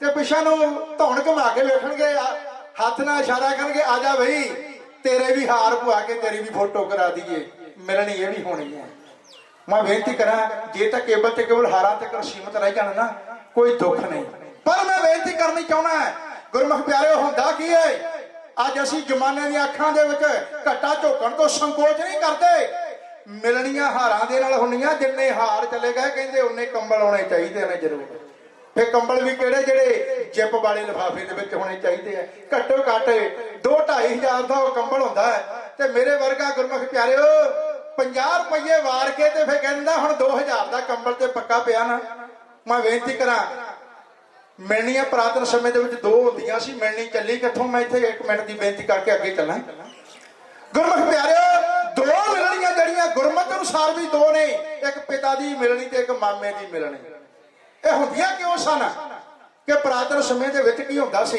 ਕਿ ਜਦੋਂ ਲੜਕੀ ਦਾ ਆਨੰਦ ਕਾਰਜ ਦਾ ਸਮਾਂ ਆਉਣਾ ਤੇ ਉਹਦਾ ਰਿਸ਼ਤਾ ਕਰਨਾ ਤੇ ਜ਼ਿਆਦਾਤਰ ਲਾਗੀ ਲੋਕਾਂ ਨੂੰ ਉਦੋਂ ਤਰਜੀਹ ਦਿੱਤੀ ਜਾਂਦੀ ਸੀ ਭਾਈ ਜਾਓ ਤੁਸੀਂ ਚੰਗਾ ਘਰ ਤੇ ਚੰਗਾ ਵਰ ਭਾਲ ਕੇ ਇਹ ਰਿਸ਼ਤਾ ਨਾਤਾ ਤੈਅ ਕਰ ਆਓ ਉਹਨਾਂ ਰਿਸ਼ਤਾ ਕਰਿਆ ਉਹਨਾਂ ਨਾ ਤੇ ਲੜਕੀ ਦਾ ਪਰਿਵਾਰ ਜਾਣਦਾ ਸੀ ਲੜਕੇ ਵਾਲਾ ਕੌਣ ਹੈ ਨਾ ਲੜਕੇ ਵਾਲਾ ਜਾਣਦਾ ਸੀ ਲੜਕੀ ਪਰਿਵਾਰ ਕੌਣ ਹੈ ਜਦੋਂ ਬਰਾਤ ਆਉਣੀ ਨਾ ਫਿਰ ਲੜਕੀ ਦੇ ਪਿਤਾ ਨੇ ਆਖਣਾ ਕਿ ਮੈਂ ਹੁਣ ਮਿਲਣੀ ਕਰਨੀ ਮੈਂ ਸਰਦਾਰ ਨੂੰ ਮਿਲਣਾ ਹੈ ਲੜਕੇ ਦੇ ਪਿਤਾ ਨੂੰ ਫਿਰ ਹੁੰਦਾ ਕੀ ਸੀ ਇੱਕ ਪਾਸੇ ਬਰਾਤੀ ਖਲੋਤੇ ਹੁੰਦੇ ਸਨ ਤੇ ਇੱਕ ਪਾਸੇ ਲੜਕੀ ਪਰਿਵਾਰ ਆਪਣੇ ਸਕੇ ਸੰਬੰਧੀਆਂ ਨੂੰ ਲੈ ਖਲੋਤਾ ਹੁੰਦਾ ਸੀ ਤੇ ਗੁਰਮੁਖ ਪਿਆਰਿਓ ਫਿਰ ਲੜਕੀ ਦੇ ਪਿਤਾ ਨੇ ਕਰਨਾ ਕੀ ਇੱਕ ਪੱਗ ਲੈਣੀ ਪੱਗ ਦਸਤਾਰ ਉਹ ਲੈ ਕੇ ਅੱਜ ਆਪਣੇ ਹੱਥਾਂ ਤੇ ਲੈ ਕੇ ਤੇ ਲੜਕੇ ਦੇ ਪਿਤਾ ਦੇ ਵੱਲ ਨੂੰ ਵਧਣਾ, ਉਹਨੂੰ ਜਾ ਕੇ ਪਹਿਲਾਂ ਝੁਕਣਾ, ਸਰਦਾਰਾ ਮੈਂ ਧੀ ਵਾਲਾ ਹਾਂ। ਪਰ ਮੈਂ ਇੱਥੇ ਬੇਨਤੀ ਕਰਾਂ, ਧੀ ਵਾਲਾ ਉਸ ਸਮੇਂ ਬਹੁਤ ਵੱਡਾ ਹੁੰਦਾ ਹੈ, ਜਿਹਨੇ ਇੱਕ ਬਹੁਤ ਵੱਡਾ ਆਪਣੀਆਂ ਅੰਦਰਾਂ ਦਾ ਦਾਨ ਕਰਨਾ ਹੁੰਦਾ, ਉਹਦੇ ਵਰਗਾ ਦਾਤਾ ਉਸ ਸਮੇਂ ਹੋਰ ਕੌਣ ਹੈ। ਪਰ ਫਿਰ ਵੀ ਜਮਾਨੇ ਨੇ ਦਸਤੂਰ ਬਣਾ ਕੇ ਰੱਖ ਦਿੱਤਾ, ਲੜਕੀ ਦੇ ਪਿਤਾ ਨੇ ਜਾ ਕੇ ਝੁਕਣਾ ਉਸ ਲੜਕੇ ਦੇ ਪਿਤਾ ਨੂੰ, ਤੇ ਫਿਰ ਉਹਨੂੰ ਉਹ ਦਸਤਾਰ, ਉਹ ਪੱਗ ਭੇਟ ਕਰਨੀ। ਸਰਦਾਰਾ ਆ ਲੈ ਪੱਗ। ਉਸ ਪੱਗ ਦਾ ਇੱਕ ਮਤਲਬ ਸੀ, ਉਹਦਾ ਇੱਕ ਭਾਵ ਤੇ ਇੱਕ ਅਰਥ ਹੋਇਆ ਕਰਦਾ ਸੀ। ਅੱਜ ਅਸੀਂ ਮਿਲਣੀ ਦਾ ਭਾਵ ਅਰਥ ਨਹੀਂ ਜਾਣਿਆ, ਰਿਵਾਜ ਬਣਾ ਲਿਆ, ਫੈਸ਼ਨ ਬਣਾ ਲਿਆ, ਮਿਲਣੀਆਂ ਕਰਨ ਦਾ ਫਿਰ ਮਿਲਣੀਆਂ ਕਰਦੇ ਆ। ਉਹਦਾ ਭਾਵ ਅਰਥ ਕੀ ਹੋਇਆ ਕਰਦਾ ਸੀ? ਲੜਕੀ ਦੇ ਪਿਤਾ ਨੇ ਉਹ ਪੱਗ ਲੜਕੇ ਦੇ ਪਿਤਾ ਨੂੰ ਸੌਂਪਦੇ ਹੋਏ ਨੇ ਇੱਕ ਗੱਲ ਆਖਣੀ, ਸਰਦਾਰਾ ਇਹ ਧੀ ਅੱਜ ਤੱਕ ਮੇਰੀ ਧੀ ਸੀ, ਮੇਰੀ ਇੱਜ਼ਤ ਸੀ, ਮੇਰੀ ਪੱਗ ਸੀ। ਅੱਜ ਮੈਂ ਆਪਣੀ ਪੱਗ, ਆਪਣੀ ਧੀ, ਆਪਣੀ ਇੱਜ਼ਤ ਤੈਨੂੰ ਸੌਂਪ ਰਿਹਾ ਸਰਦਾਰਾ। ਅੱਜ ਤੋਂ ਬਾਅਦ ਇਹ ਤੇਰੀ ਧੀ ਹੈ, ਤੇਰੀ ਇੱਜ਼ਤ ਹੈ, ਤੇਰੀ ਪੱਗ ਹੈ। ਅੱਜ ਕੌਣ ਜਾਣਦਾ ਇਸ ਗੱਲ ਨੂੰ? ਅਸੀਂ 40-40 ਮਿਲਣੀਆਂ ਕਰਵਾ ਦਿੰਦੇ ਹਾਰ ਪਵਾ ਕੇ। ਮੈਂ ਬੇਨਤੀ ਕਰ ਜਾਵਾਂ ਤੇ ਗੁਰਮੁਖ ਪਿਆਰਿਓ, ਅੱਜ ਕਿਤੇ ਕਿ ਨਾ ਲੜਕੇ ਦੇ ਪਿਤਾ ਦੀ ਮਿਲਣੀ ਕਰਕੇ ਵੇਖ ਲਈਏ, ਪੱਗ ਦੇ ਨਾਲ ਮੈਨੂੰ ਨਹੀਂ ਲੱਗਦਾ ਸਾਰੇ ਵਿਆਹ 'ਚ ਚਾਹ ਦਾ ਕੱਪ ਵੀ ਫੜ ਜਾਵੇ। ਮੇਰੇ ਤਾਂ ਘਾਟਾ ਹੀ ਬੜਾ ਕਰ ਦਿੱਤਾ, ਮੇਰੀ ਤੋਹੀਨ ਬੜੀ ਕਰ ਦਿੱਤੀ ਹੈ। ਪਰ ਅਸੀਂ ਗੁਰਮਤ ਨੂੰ ਭੁੱਲ ਗਏ, ਅਸੀਂ ਕੇਵਲ ਤੇ ਕੇਵਲ ਫੈਸ਼ਨ ਨੂੰ ਪਹਿਲ ਦੇਖੇ। ਅੱਜ ਅਸੀਂ ਗੁਰਮੁਖ ਪਿਆਰਿਓ ਇਸੇ ਕਾਰਜ ਕਰਨ ਲੱਗੇ ਆ, ਤੇ ਸਤਿਗੁਰੂ ਮਹਾਰਾਜ ਕਿਰਪਾ ਕਰਨ। ਹੁਣ ਗੁਰਮਤ ਅਨੁਸਾਰ ਸਾਦਗੀ ਦੇ ਵਿੱਚ ਰਹਿ ਕੇ ਸਾਰੀਆਂ ਹੋਈਆਂ ਰਸਮਾਂ, ਆਖਰਕਾਰ ਸਮਾਂ ਆਇਆ।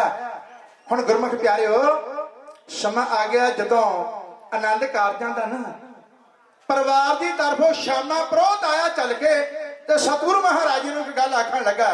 ਕਹਿੰਦਾ ਨਾਨਕ ਜੀ ਬੇਦੀ ਦੀ ਬਿਲਕੁਲ ਤਿਆਰੀ ਹੋ ਗਈ ਹੈ, ਆਓ ਲਾਵਾਂ ਕੀਤੀਆਂ ਜਾਣੀਆਂ ਨੇ।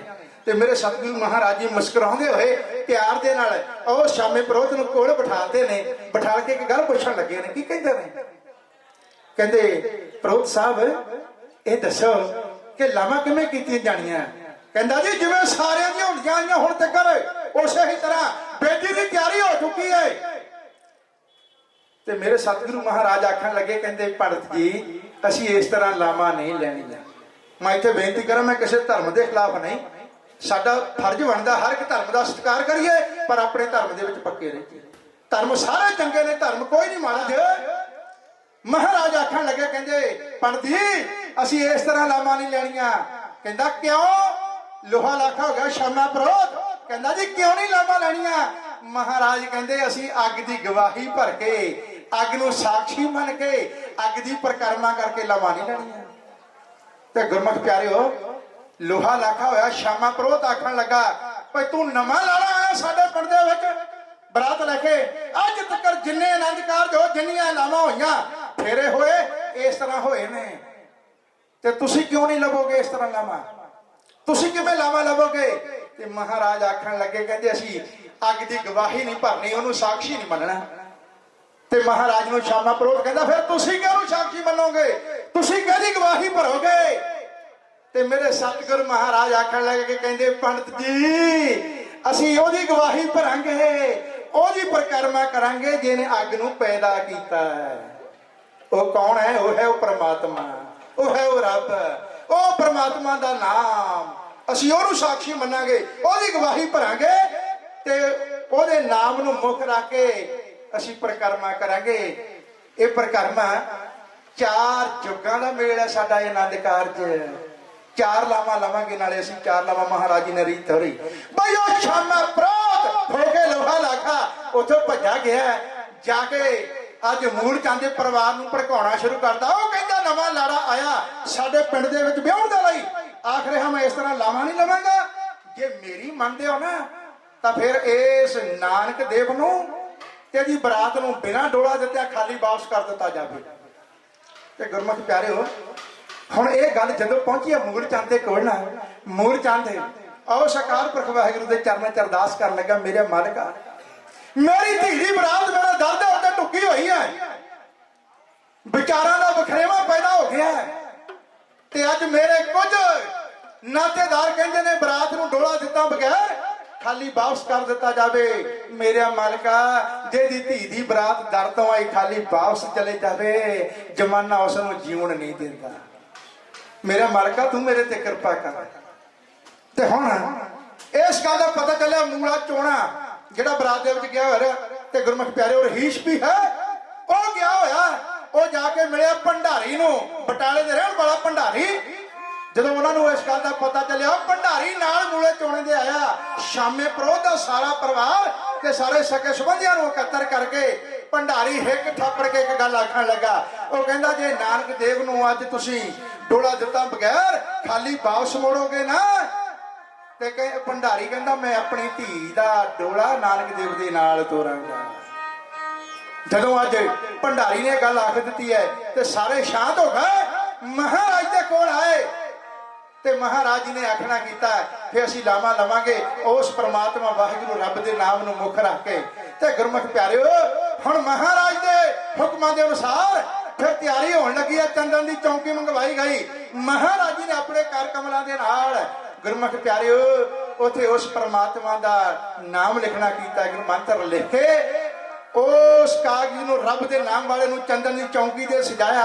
ਆਪ ਸਭ ਤੋਂ ਪਹਿਲਾਂ ਮਹਾਰਾਜ ਜੀ ਨੇ ਜਾ ਕੇ ਸਜਦਾ ਕੀਤਾ ਤੇ ਹੁਣ ਮੂਲ ਚੰਦੀ ਗਏ ਨੇ, ਉਹ ਕਰਮਾਂ ਵਾਲੇ ਸੁਲੱਖਣੇ ਨੂੰ ਲੈ ਕੇ ਆਏ ਤੇ ਮਹਾਰਾਜ ਜੀ ਸਜੇ ਹੋਏ ਨੇ ਚੰਦਨ ਦੀ ਚੌਂਕੀ ਤੇ ਰੱਬ ਦੇ ਨਾਮ ਨੂੰ ਸਜਾਇਆ ਹੋਇਆ ਤੇ ਮਹਾਰਾਜ ਸਜੇ ਤੇ ਪੱਲੇ ਦੀ ਹੋਈ ਰਸਮ। ਹੁਣ ਅੱਗੇ ਅੱਗੇ ਗੁਰੂ ਨਾਨਕ ਦੇਵ ਜੀ ਮਹਾਰਾਜ ਅੱਜ ਰੱਬ ਦੇ ਲੜ ਲੱਗ ਕੇ ਕਰਮਾਂ ਵਾਲੀ ਸੁਲੱਖਣੀ ਤੇ ਗੁਰਮੁਖ ਪਿਆਰਿਓ ਅੱਗੇ ਅੱਗੇ ਗੁਰੂ ਨਾਨਕ ਦੇਵ ਜੀ ਮਹਾਰਾਜ ਲੜ ਲਾ ਕੇ ਸੁਲੱਖਣੀ ਨੂੰ ਮੇਰੇ ਦਾਤੇ ਸਤਿਗੁਰੂ ਮਹਾਰਾਜ ਜੀ ਜਿਸ ਤਰ੍ਹਾਂ ਹੁਣ ਚਾਰ ਲਾਵਾਂ ਰਹੇ ਨੇ ਉਸ ਸਮੇਂ ਦਾ ਹਾਲ ਢਾਡੀ ਜਥਾ ਹੈ ਕਿਉਂ ਕਰਿਆ।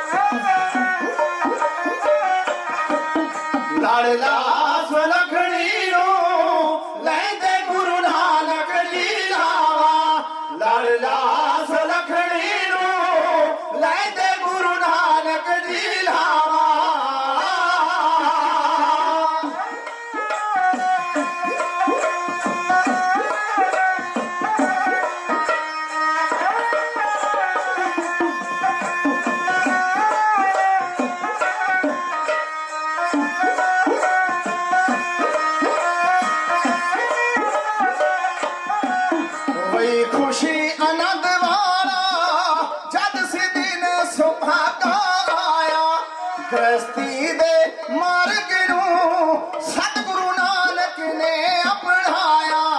ਗ੍ਰਸਤੀ ਦੇ ਮਾਰਗ ਨੂੰ ਸਤਿਗੁਰੂ ਨਾਨਕ ਨੇ ਅਪਣਾਇਆ। ਨਕਸ਼ਾ ਉਸ ਵੇਲੇ ਦਾ, ਨਕਸ਼ਾ ਉਸ ਵੇਲੇ ਦਾ ਸੁਣਿਓ ਸੰਗ ਤੇ ਖੋਲ ਸੁਣਾਵਾ। ਲਾਡਲਾ ਸੁਲੱਖਣੀ ਨੂੰ ਲੈਂਦੇ ਗੁਰੂ ਨਾਨਕ ਜੀ ਲਾਵਾ। ਲਾਡਲਾ ਸੁਲੱਖਣੀ ਨੂੰ ਲੈਂਦੇ ਗੁਰੂ ਨਾਨਕ ਜੀ ਲਾਵਾ।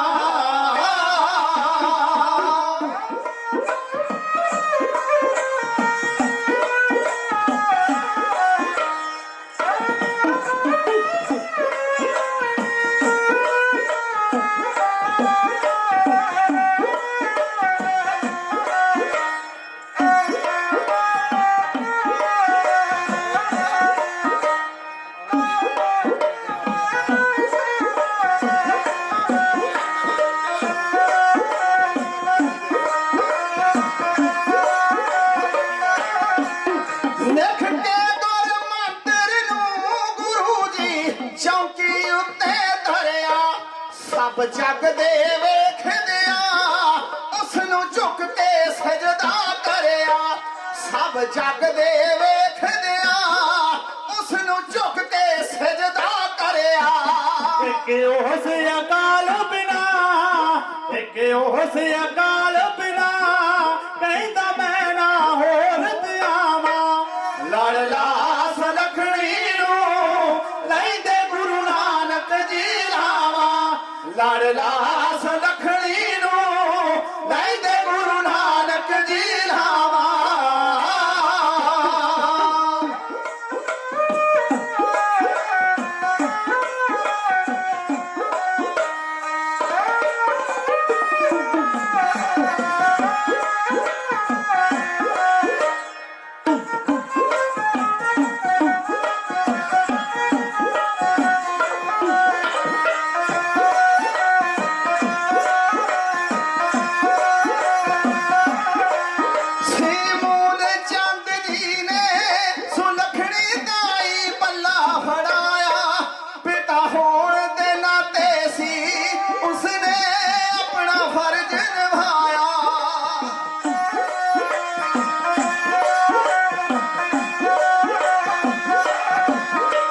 ਮੂਲ ਚੰਦ ਜੀ ਨੇ ਸੁਲੱਖਣੀ ਤਾਈ ਪੱਲਾ ਫੜਾਇਆ।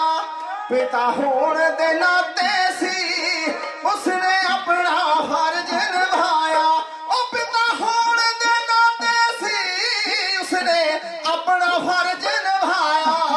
ਅਰਸ਼ਾਂ ਤੋਂ ਦੇ ਵੀ ਅਰਸ਼ਾਂ ਚੋਂ ਦੇ ਵੀ ਮੈਂ ਕਬਰੀਆਂ ਛੱਡਣ ਵਾਵਾ।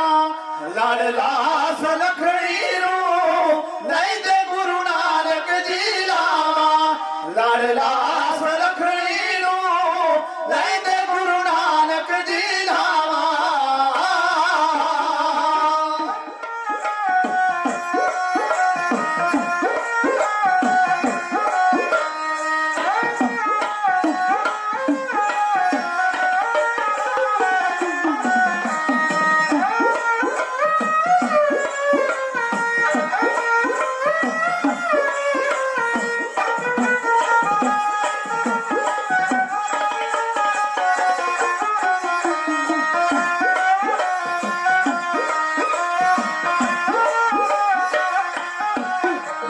ਵਾਹਿਗੁਰੂ ਕਹਿ ਕੇ ਜੀ ਗੁਰਾਂ ਨੇ ਜਦ ਪਰਿਕਰਮਾ ਕਰੀਆਂ।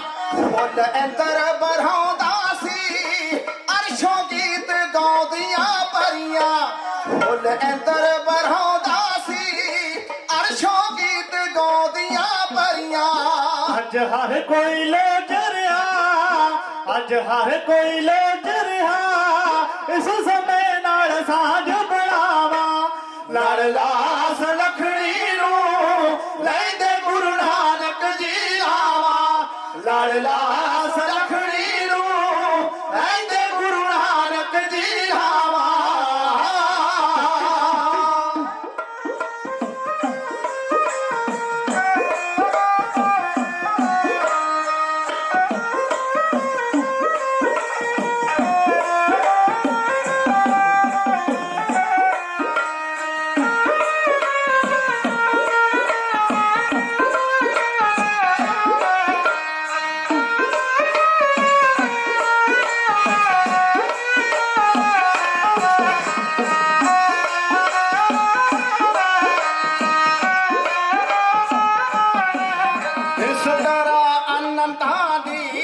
ਸਤਿਗੁਰ ਪਿਰਤ ਨਮੀਕ ਪਾਈ ਦੇ ਸੇਧ ਸਮਾਜ ਦਾਈ। ਗੁਰੂ ਜੀ ਰਹੇ ਨੇ ਤਾਰ ਲੁਕਾਈ ਦੇ ਸੇਧ ਸਮਾਜ ਦਾਈ। ਗੁਰੂ ਜੀ ਰਹੇ ਨੇ ਤਾਰ ਲੁਕਾਈ। ਜਗ ਅੱਛ ਅੱਛ ਕਰ ਉੱਠਿਆ ਜਗ ਅੱਛ ਅੱਛ ਕਰ ਉੱਠਿਆ ਸਦਕੇ ਨਾਨਕ ਜੀ ਤੋਂ ਜਾਵਾ। ਲਾੜਲਾ ਸੁਲੱਖਣੀ ਨੂੰ ਲੈਂਦੇ ਗੁਰੂ ਨਾਨਕ ਜੀ ਲਾਵਾ। ਗੁਰੂ ਨਾਨਕ ਜੀ ਲਾਵਾ।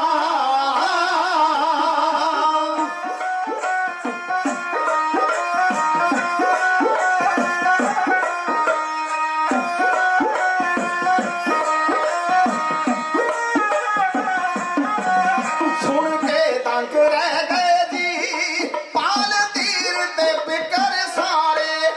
ਅਮਰਜੀਤ ਬਰਹੋਲੀ ਵੀ ਕਵਿਤਾ ਦੇ ਵਿੱਚ ਹਾਲ ਵਿਚਾਰੇ। ਅਮਰਜੀਤ ਬਰਹੋਲੀ ਵੀ ਕਵਿਤਾ ਦੇ ਵਿੱਚ ਹਾਲ ਵਿਚਾਰੇ। ਕਰ ਸੁਰ ਸਰੰਗੀ ਨੂੰ ਕਰ ਸੁਰ ਸਰੰਗੀ ਨੂੰ ਪਾਲ ਜੀ ਆਖੇ ਢੱਡ ਨਾਲ ਗਾਵਾਂ। ਲਾੜਲਾ ਸੁਲੱਖਣੀ ਨੂੰ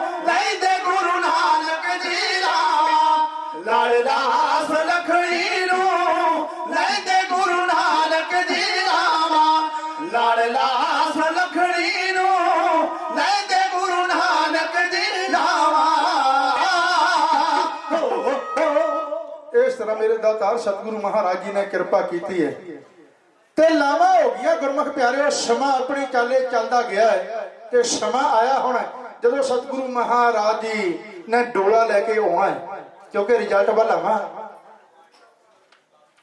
ਸਤਿਗੁਰੂ ਮਹਾਰਾਜ ਜੀ ਨੂੰ ਸੰਦੇਸ਼ਾ ਮਿਲਿਆ ਕਿ ਡੋਲੇ ਦੀ ਤਿਆਰੀ ਹੈ ਤੇ ਆਓ ਜਮੀਤ ਰਾਮ ਬਾਂਸੀ ਦੀ ਹਵੇਲੀ ਦੇ ਵਿੱਚੋਂ ਮੇਰੇ ਸਤਿਗੁਰੂ ਹੁਣ ਅੱਜ ਆਪਣੇ ਸਹੁਰੇ ਘਰ ਵੱਲ ਨੂੰ ਜਾ ਰਹੇ ਨੇ। ਤੇ ਗੁਰਮੁਖ ਪਿਆਰਿਓ ਉਹ ਸਮਾਂ ਹੁੰਦਾ ਸੀ ਕਿ ਜਦੋਂ ਪਿੰਡਾਂ ਦੇ ਵਿੱਚ ਵਿਆਹ ਕੀਤੇ ਜਾਂਦੇ ਸਨ, ਘਰਾਂ ਦੇ ਵਿੱਚ ਬਰਾਤਾਂ ਆਉਂਦੀਆਂ ਸਨ। ਜਦੋਂ ਬਰਾਤ ਨੇ ਆਉਣਾ, ਬਰਾਤ ਨੂੰ ਸਮਾਂ ਆਪਾ ਜੀ ਨੇ ਬਹੁਤਿਆਂ ਨੇ ਤੱਕਿਆ ਹੋਵੇਗਾ ਕਿ ਜਦੋਂ ਬਰਾਤ ਨੇ ਕੋਈ ਕਾਰਜ ਕਰਨ ਲਈ ਆਉਣਾ ਤੇ ਮਾਤਾਵਾਂ ਨੇ, ਭੈਣਾਂ ਨੇ, ਕੁੜੀਆਂ ਨੇ ਕਈ ਵਾਰ ਜਿੱਥੋਂ ਰਸਤੇ ਤੋਂ ਲੰਘਣਾ ਨਾ ਬਰਾਤ ਨੇ, ਉਹਨਾਂ ਨੇ ਕੋਠਿਆਂ ਦੇ ਉੱਤੇ ਚੜ ਜਾਣਾ ਤੇ ਫਿਰ ਮੇਰੀਆਂ ਭੈਣਾਂ ਸਿੱਠਣੀਆਂ ਦਿੰਦੀਆਂ ਹੁੰਦੀਆਂ ਸਨ ਬਰਾਤ ਨੂੰ।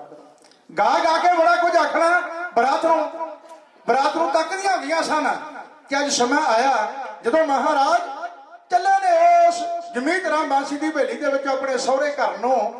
ਤੇ ਗੁਰਮੁਖ ਪਿਆਰਿਓ ਜਦੋਂ ਬਿਲਕੁਲ ਲਾਗੇ ਗਏ ਤੇ ਕੀ ਵੇਖਿਆ ਕਿ ਕੱਚੀ ਕੰਧ ਹੈ, ਉਸ ਕੰਧ ਦੇ ਉੱਤੇ ਕੁਝ ਕੁੜੀਆਂ ਚੜੀਆਂ ਨੇ ਤੇ ਇੱਕ ਬਜ਼ੁਰਗ ਮਾਤਾ ਉੱਥੇ ਖਲੋਤੀ ਉਹਨਾਂ ਨੂੰ ਦਬਕ ਰਹੀ ਹੈ। ਤੇ ਮਹਾਰਾਜ ਕੋਲ ਜਾ ਕੇ ਪੁੱਛਣ ਲੱਗੇ, ਕਹਿੰਦੇ ਮਾਂ ਇਹਨਾਂ ਕੁੜੀਆਂ ਨੂੰ ਕਿਉਂ ਦਬਕਦੀਆਂ? ਕਹਿੰਦੀ ਜਵਾਕੜਾ ਤੈਨੂੰ ਨਹੀਂ ਪਤਾ, ਇਹ ਕੰਧ ਕੱਚੀ ਹੈ, ਇਹ ਕੰਧ ਕਮਜ਼ੋਰ ਹੋ ਚੁੱਕੀ ਹੈ, ਇਹ ਕੰਧ ਢੱਠ ਜਾਵੇਗੀ, ਇਹ ਕੰਧ ਡਿੱਗ ਪਵੇਗੀ, ਨੁਕਸਾਨ ਹੋ ਜਾਵੇਗਾ। ਤੇ ਸਤਿਗੁਰੂ ਮਹਾਰਾਜ ਜੀ ਨੇ ਮੌਜ ਦੇ ਵਿੱਚ ਆ ਕੇ ਪਤਾ ਨਹੀਂ ਕੀ ਤੱਕਿਆ ਵੀ ਉਸ ਕੰਧ ਦੇ ਵਿੱਚ।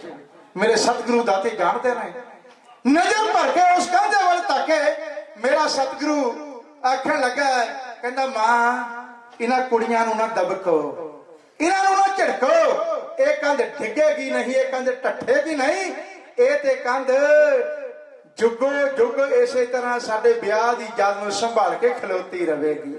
ਮਹਾਰਾਜ ਜੀ ਨੇ ਬਚਨ ਕਰ ਦਿੱਤਾ ਤੇ ਹੁਣ ਉਹ ਕੰਧ ਗੁਰਮੁਖ ਪਿਆਰਿਓ ਅੱਜ ਵੀ ਉਸ ਤਰ੍ਹਾਂ ਖਲੋਤੀ ਹੋਈ ਹੈ। ਤੇ ਜਿੱਥੇ ਗੁਰਦੁਆਰਾ ਸਾਹਿਬ ਸਜਿਆ ਹੋਇਆ ਗੁਰਦੁਆਰਾ ਕੰਧ ਸਾਹਿਬ ਬਟਾਲੇ ਦੇ ਵਿੱਚ ਬਹੁਤਿਆਂ ਨੇ ਦਰਸ਼ਨ ਕੀਤੇ ਉਹ ਬਣ ਗਏ। ਹੁਣ ਸਤਿਗੁਰੂ ਮਹਾਰਾਜ ਜੀ ਅੱਗੇ ਗਏ, ਸਮੇਂ ਦੇ ਰਿਵਾਜ ਅਨੁਸਾਰ ਡੋਲਾ ਤੁਰਨ ਲੱਗਾ ਬਈ ਅੱਜ ਬਟਾਲਾ ਸ਼ਹਿਰ ਦੀਆਂ ਕੁੜੀਆਂ ਮਹਾਰਾਜ ਦੇ ਦੁਆਲੇ ਘੇਰਾ ਪਾ ਕੇ ਆਖਣ ਲੱਗੀਆਂ, ਕਹਿੰਦੀਆਂ ਲਾੜਿਆ ਸਾਡੇ ਪਿੰਡ ਦੀ ਇੱਕ ਸ਼ਰਤ ਹੈ, ਜਿਹੜਾ ਕੋਈ ਵਿਆਹ ਲੈ ਆਉਂਦਾ ਲਾੜਾ ਇੱਥੇ ਉਹਨੂੰ ਅਸੀਂ ਸ਼ਰਤ ਰੱਖਦੇ ਆਂ, ਉਹ ਸ਼ਰਤ ਪੂਰੀ ਕਰੇ ਤਦ ਅਸੀਂ ਡੋਲਾ ਦਿੰਦੇ ਆਂ। ਤੇ ਮਹਾਰਾਜ ਆਖਣ ਲੱਗੇ, ਕਹਿੰਦੇ ਭੈਣੋ ਫਿਰ ਮੈਨੂੰ ਕੀ ਸ਼ਰਤ ਹੈ, ਮੇਰੇ ਲਈ ਕੀ ਸ਼ਰਤ ਹੈ? ਉਹ ਕੁੜੀਆਂ ਆਖਣ ਲੱਗੀਆਂ, ਕਹਿੰਦੀਆਂ ਲਾੜਿਆ ਤੇਰੇ ਲਈ ਸਾਡੀ ਸ਼ਰਤ ਹੈ ਕਿ ਤੂੰ ਸੋਹਣਾ ਜਿਹਾ ਛੰਦ ਸੁਣਾ ਦੇ ਸਾਨੂੰ, ਜੇ ਛੰਦ ਸੁਣਾ ਦੇਵੇਗਾ ਤੇ ਤਦ ਅਸੀਂ ਡੋਲਾ ਦੇਵਾਂਗੀਆਂ, ਤੋਰਾਂਗੀਆਂ ਤੇਰੇ ਨਾਲ, ਜੇ ਛੰਦ ਨਾ ਸੁਣਾਇਆ ਤੇ ਡੋਲਾ ਨਹੀਂ ਜਾਣਾ। ਮਹਾਰਾਜ ਮੁਸਕਰਾਉਂਦੇ ਹੋਏ ਆਖਣ ਲੱਗੇ, ਕਹਿੰਦੇ ਫਿਰ ਭੈਣੋ ਛੰਦ ਕਿਹੋ ਜਿਹਾ ਸੁਣਨੇ ਚਾਹੁੰਦੇ ਹੋ? ਲਾੜਿਆ ਜੋ ਤੇਰੀ ਇੱਛਾ ਹੋਵੇ। ਤੇ ਮਹਾਰਾਜ ਆਖਣ ਲੱਗੇ, ਕਹਿੰਦੇ ਭੈਣੋ ਫਿਰ ਜੇ ਮੇਰੀ ਇੱਛਾ ਜਾਣਦੇ ਹੋ ਨਾ ਤੇ ਸਾਨੂੰ ਛੰਦ ਜਿਹੜੇ ਐ ਐਸੇ ਛੰਦ ਸੁਣਨੇ ਚਾਹੀਦੇ ਐ, ਐਸੇ ਛੰਦ ਗਾਉਣੇ ਚਾਹੀਦੀ ਹੈ ਜਿਹਦੇ ਨਾਲ ਵਿਕਾਰਾਂ ਦਾ ਨਾਸ ਹੋ ਜਾਵੇ। ਉਹ ਛੰਦ ਸੁਣੀਏ, ਉਹ ਛੰਦ ਗਾਵੀਏ ਜਿਨ੍ਹਾਂ ਦੇ ਨਾਲ ਉਸ ਅਕਾਲ ਪੁਰਖ ਵਾਹਿਗੁਰੂ ਦੇ ਚਰਨਾਂ ਦੇ ਨਾਲ ਸਾਡੀ ਪ੍ਰੀਤ ਪੱਕੀ ਪੈ ਜਾਵੇ। ਉਹ ਛੰਦ ਗਾਈਏ, ਉਹ ਛੰਦ ਸੁਣੀਏ ਜਿਨ੍ਹਾਂ ਦੇ ਨਾਲ ਹਿਰਦੇ ਦੇ ਵਿੱਚੋਂ ਬੁਰਾਈਆਂ ਦੂਰ ਹੋ ਜਾਵਣ, ਚੰਗਿਆਈਆਂ ਦਾ ਪ੍ਰਵੇਸ਼ ਹੋ ਜਾਵੇ, ਜਿਹਦੇ ਨਾਲ ਉਸ ਪ੍ਰਮਾਤਮਾ ਦੀ ਯਾਦ ਆਵੇ। ਫਿਰ ਛੰਦ ਗਾਉਣੇ ਆ ਤੇ ਛੰਦ ਸੁਣਨੇ ਆ ਤੇ ਭੈਣੋ ਐਸੇ ਛੰਦ ਗਾਉਣੇ ਚਾਹੀਦੇ ਆ, ਐਸੇ ਛੰਦ ਸੁਣਨੇ ਚਾਹੀਦੇ ਆ। ਮੈਂ ਤੇ ਇਹਨਾਂ ਛੰਦਾਂ ਦਾ ਉਪਾਸਕ ਹਾਂ ਜਿਹੜੇ ਛੰਦ ਨੂੰ ਗਾ ਕੇ, ਜਿਹੜੇ ਛੰਦ ਨੂੰ ਸੁਣ ਕੇ ਪ੍ਰਮਾਤਮਾ ਦੀ ਯਾਦ ਆ ਜਾਵੇ। ਉਹ ਛੰਦ ਨਹੀਂ ਗਾਉਣੇ, ਉਹ ਛੰਦ ਨਹੀਂ ਸੁਣਨੇ ਜਿਨ੍ਹਾਂ ਦੇ ਨਾਲ ਪ੍ਰਭੂ ਵਿਸਰ ਜਾਵੇ, ਪ੍ਰਮਾਤਮਾ ਦਾ ਨਾਮ ਵਿਸਰ ਜਾਵੇ। ਐਸੇ ਨਹੀਂ ਹੋਣੇ ਚਾਹੀਦੇ। ਹੁਣ ਮੇਰੇ ਸਤਿਗੁਰੂ ਮਹਾਰਾਜ ਬਈ ਉਹਨਾਂ ਕੁੜੀਆਂ ਨੂੰ ਜਿਹੜਾ ਜਵਾਬ ਦੇ ਰਹੇ ਨੇ ਨਾ, ਢਾਡੀ ਕਲਾ ਦੇ ਵਿੱਚ ਇੱਕ ਬਣ ਗਈ ਹੈ ਜਿਹਨੂੰ ਆਖਿਆ ਜਾਂਦਾ ਤਰਜ ਰਸਾਲੂ। ਉਸ ਤਰਜ ਰਸਾਲੂ ਦੇ ਰੂਪ ਦੇ ਵਿੱਚ ਇਹ ਢਾਡੀ ਜਥਾਪ ਦੇ ਸਾਹਮਣੇ ਆਖਣ ਜਾ ਰਿਹਾ ਹੈ ਕਿ ਸਤਿਗੁਰੂ ਮਹਾਰਾਜ ਸਾਨੂੰ ਤੇ ਜ਼ਮਾਨੇ ਨੂੰ ਸੇਧ ਦਿੰਦੇ ਹੋਏ ਕੀ ਸੁਣਨਾ ਚਾਹੀਦਾ ਤੇ ਕੀ ਗਾਉਣਾ ਚਾਹੀਦਾ। ਉਹਨਾਂ ਕੁੜੀਆਂ ਨੂੰ ਸੰਬੋਧਨ ਹੋ ਕੇ ਜੋ ਕਰ ਰਹੇ ਨੇ ਉਹ ਸਮਝਦਾ ਹਾਂ ਢਾਡੀ ਜਥਾ ਇਹ ਕਿਉਂ ਕਹਿ ਰਹੇ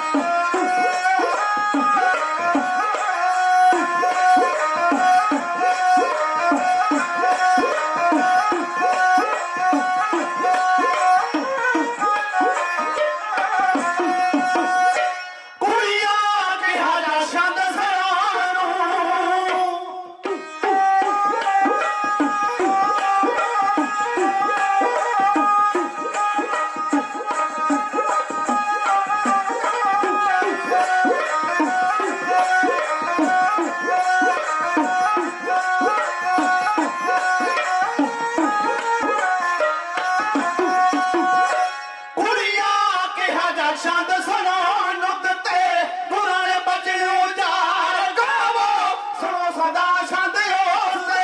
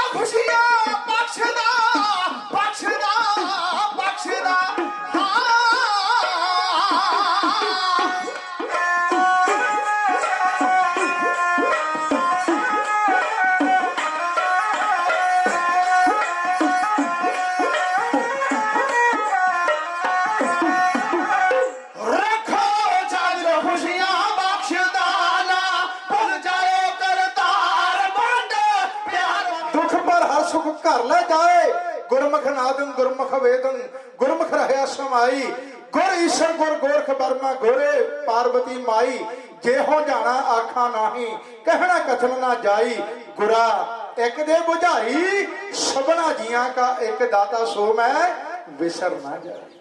ਉਹ ਨਾ ਵਿਸਰ ਜਾਵੇ, ਜਿਹੜੇ ਗਾਉਣ ਦੇ ਨਾਲ ਉਹ ਵਿਸਰ ਜਾਵੇ, ਉਹ ਨਹੀਂ ਗਾਉਣਾ, ਉਹ ਨਹੀਂ ਸੁਣਨਾ।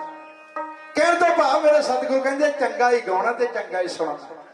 ਤੇ ਮਹਾਰਾਜ ਕਿਰਪਾ ਕਰਨ ਤੇ ਗੁਰਮੁਖ ਪਿਆਰਿਓ ਐਸੇ ਸਿਧਾਂਤ ਦੇ ਕੇ ਐਸੀ ਸਿੱਧਾਂ ਦੇ ਕੇ ਮੇਰੇ ਸਤਿਗੁਰੂ ਮਹਾਰਾਜ ਜੀ ਅਨੇਕਾਂ ਚੋਜ ਵਰਤਾਉਂਦੇ ਹੋਏ ਲੈ ਕੇ ਸੁਲੱਖਣੀ ਜੀ ਦਾ ਢੋਲਾ ਬੜੀ ਆਨ ਤੇ ਬੜੀ ਸ਼ਾਨ ਦੇ ਨਾਲ ਆਪਣੀ ਬਰਾਤ ਸਮੇਤ ਸੁਲਤਾਨਪੁਰ ਸਾਹਿਬ ਦੀ ਪਾਵਨ ਧਰਤੀ ਤੇ ਪੁੱਜੇ।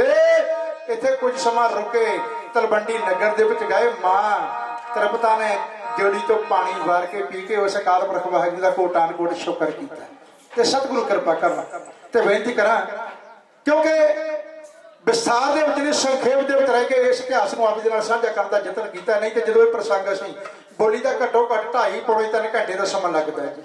ਸਤਿਗੁਰੂ ਮਹਾਰਾਜ ਕਿਰਪਾ ਕਰਨ ਤੇ ਹੁਣ ਜੋ ਹੁਕਮ ਹੋਇਆ ਉਹ ਇੱਕ ਕਵਿਤਾ ਆ ਕੇ ਆਪਾਂ ਖੇਵਾਂ ਤੇ ਜਾਜਕ ਹੋ ਜਾਣਾ। ਸਮਾਂ ਜਿੰਨਾ ਇਹਦਾ ਹੁਕਮ ਸੀ ਉਹ ਸਮੇਂ ਦੀ ਸੂਈ ਬਿਲਕੁਲ ਸਿੱਧੀ ਹੋ ਚੁੱਕੀ ਹੈ ਤੇ ਨਾਲ ਹੁਕਮ ਹੋਇਆ ਸੀ ਕਿ 10-12 ਮਿੰਟ ਬੇਸ਼ੱਕ ਹੋਰ ਲੱਗ ਜਾਣ, ਉਹ ਚੀਜ਼ ਕਵਿਤਾ ਜ਼ਰੂਰ ਆਖਣੀ ਹੈ ਤੇ ਮੈਂ ਉਹ ਕਵਿਤਾ ਆ ਕੇ ਖੇਵਾਂ ਦਾ ਜਾਜਕ ਹੋਣ ਲੱਗਾ। ਤੇ ਗੁਰਮੁਖ ਪਿਆਰੇ ਬੇਨਤੀ ਕਰਾਂ ਕਿ 20ਵੀਂ ਸਦੀ ਦੇ ਮਹਾਨ ਜਰਨੈਲ ਸੰਤ ਗਿਆਨੀ ਜਰਨੈਲ ਸਿੰਘ ਜੀ ਖਾਲਸਾ ਭਿੰਡਰਾਂ ਵਾਲੇ, ਜਿਨ੍ਹਾਂ ਦਾ ਜਦੋਂ ਨਾਮ ਲਿਆ ਜਾਂਦਾ ਨਾ ਗੁਰੂ ਗ੍ਰੰਥ ਸਾਹਿਬ ਜੀ ਮਹਾਰਾਜ ਦੀ ਹਜ਼ੂਰੀ ਦੇ ਵਿੱਚ, ਜਿਹੜੇ ਗੁਰੂ ਗ੍ਰੰਥ ਸਾਹਿਬ ਜੀ ਮਹਾਰਾਜ ਜੀ ਨੂੰ ਪਿਆਰ ਕਰਨ ਵਾਲੇ, ਗੁਰੂ ਨਾਨਕ ਦੇ ਸਿਧਾਂਤਾਂ ਤੇ ਚੱਲਣ ਵਾਲੇ, ਗੁਰੂ ਗੋਬਿੰਦ ਸਿੰਘ ਜੀ ਮਹਾਰਾਜ ਦੀ ਦੱਸੀ ਹੋਏ ਰਹਿਤ ਮਰਿਆਦਾ ਦੇ ਉੱਤੇ ਪਹਿਰਾ ਦੇ ਕੇ ਆਪਣਾ ਜੀਵਨ ਬਤੀਤ ਕਰਨ ਵਾਲੇ ਨੇ ਨਾ, ਉਹਨਾਂ ਦੇ ਚਿਹਰਿਆਂ ਦੇ ਉੱਤੇ ਉਸੇ ਵੇਲੇ ਖੁਸ਼ੀ ਦਾ ਖਲਾ ਆ ਜਾਂਦਾ ਹੈ। ਕਿਉਂ? ਉਸ ਮਰਦੇ ਮੁਜਾਹਦ ਦਾ ਜ਼ਿਕਰ ਹੋਣ ਲੱਗਾ ਹੁੰਦਾ ਹੈ ਜਿਸ ਨੇ ਕੌਮ ਨੂੰ ਬਹੁਤ ਵੱਡੀ ਇੱਕ ਸੇਧ ਵੀ ਦਿੱਤੀ ਹੈ, ਜਿਹਨੂੰ ਦੱਸਿਆ ਕਿ ਧਰਮ ਕਿਵੇਂ ਪਕਾਈਦਾ ਹੈ, ਹੱਕ ਤੇ ਸੱਚ ਦੀ ਆਵਾਜ਼ ਨੂੰ ਬੁਲੰਦ ਕਿਵੇਂ ਕੀਤਾ ਜਾਂਦਾ ਹੈ।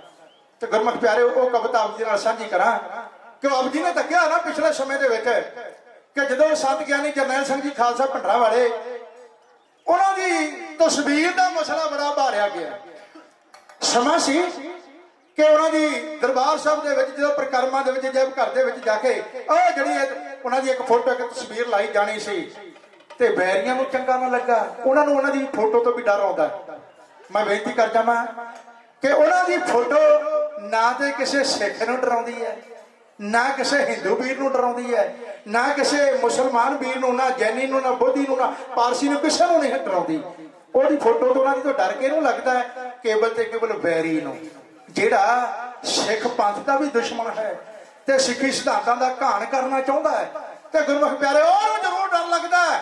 ਤੇ ਬੇਨਤੀ ਕਰਾਂ ਡਰ ਤੇ ਇੰਨਾ ਫੈਲ ਗਿਆ ਕਿ ਪਿਛਲੇ ਸਮੇਂ ਦੀ ਗੱਲ ਹੈ ਨਾ, ਜਦੋਂ ਹਰਿਆਣੇ ਦਾ ਮੁੱਖ ਮੰਤਰੀ ਗੁਰੂ ਘਰ ਦੇ ਵਿੱਚ ਮੱਥਾ ਟੇਕਣ ਦੇ ਲਈ ਗਿਆ, ਜਦੋਂ ਮੁੱਖ ਗੇਟ ਦੇ ਉੱਤੇ ਗਿਆ, ਉੱਥੇ ਸੰਤਾਂ ਦੀ ਉਹ ਤਸਵੀਰ ਜਦੋਂ ਵੇਖੀ ਨਾ ਉਹਨੂੰ ਉੱਥੇ ਡਰ ਆਉਣ ਲੱਗ ਪਿਆ, ਉੱਥੇ ਕੰਬ ਗਿਆ, ਉੱਥੋਂ ਵਾਪਸ ਪਰਤ ਆਇਆ। ਸਤਿਗੁਰੂ ਗੁਰੂ ਗ੍ਰੰਥ ਸਾਹਿਬ ਜੀ ਮਹਾਰਾਜ ਦੇ ਦਰਸ਼ਨ ਕਰਨ ਵੀ ਅੰਦਰ ਨਹੀਂ ਜਾ ਸਕਿਆ।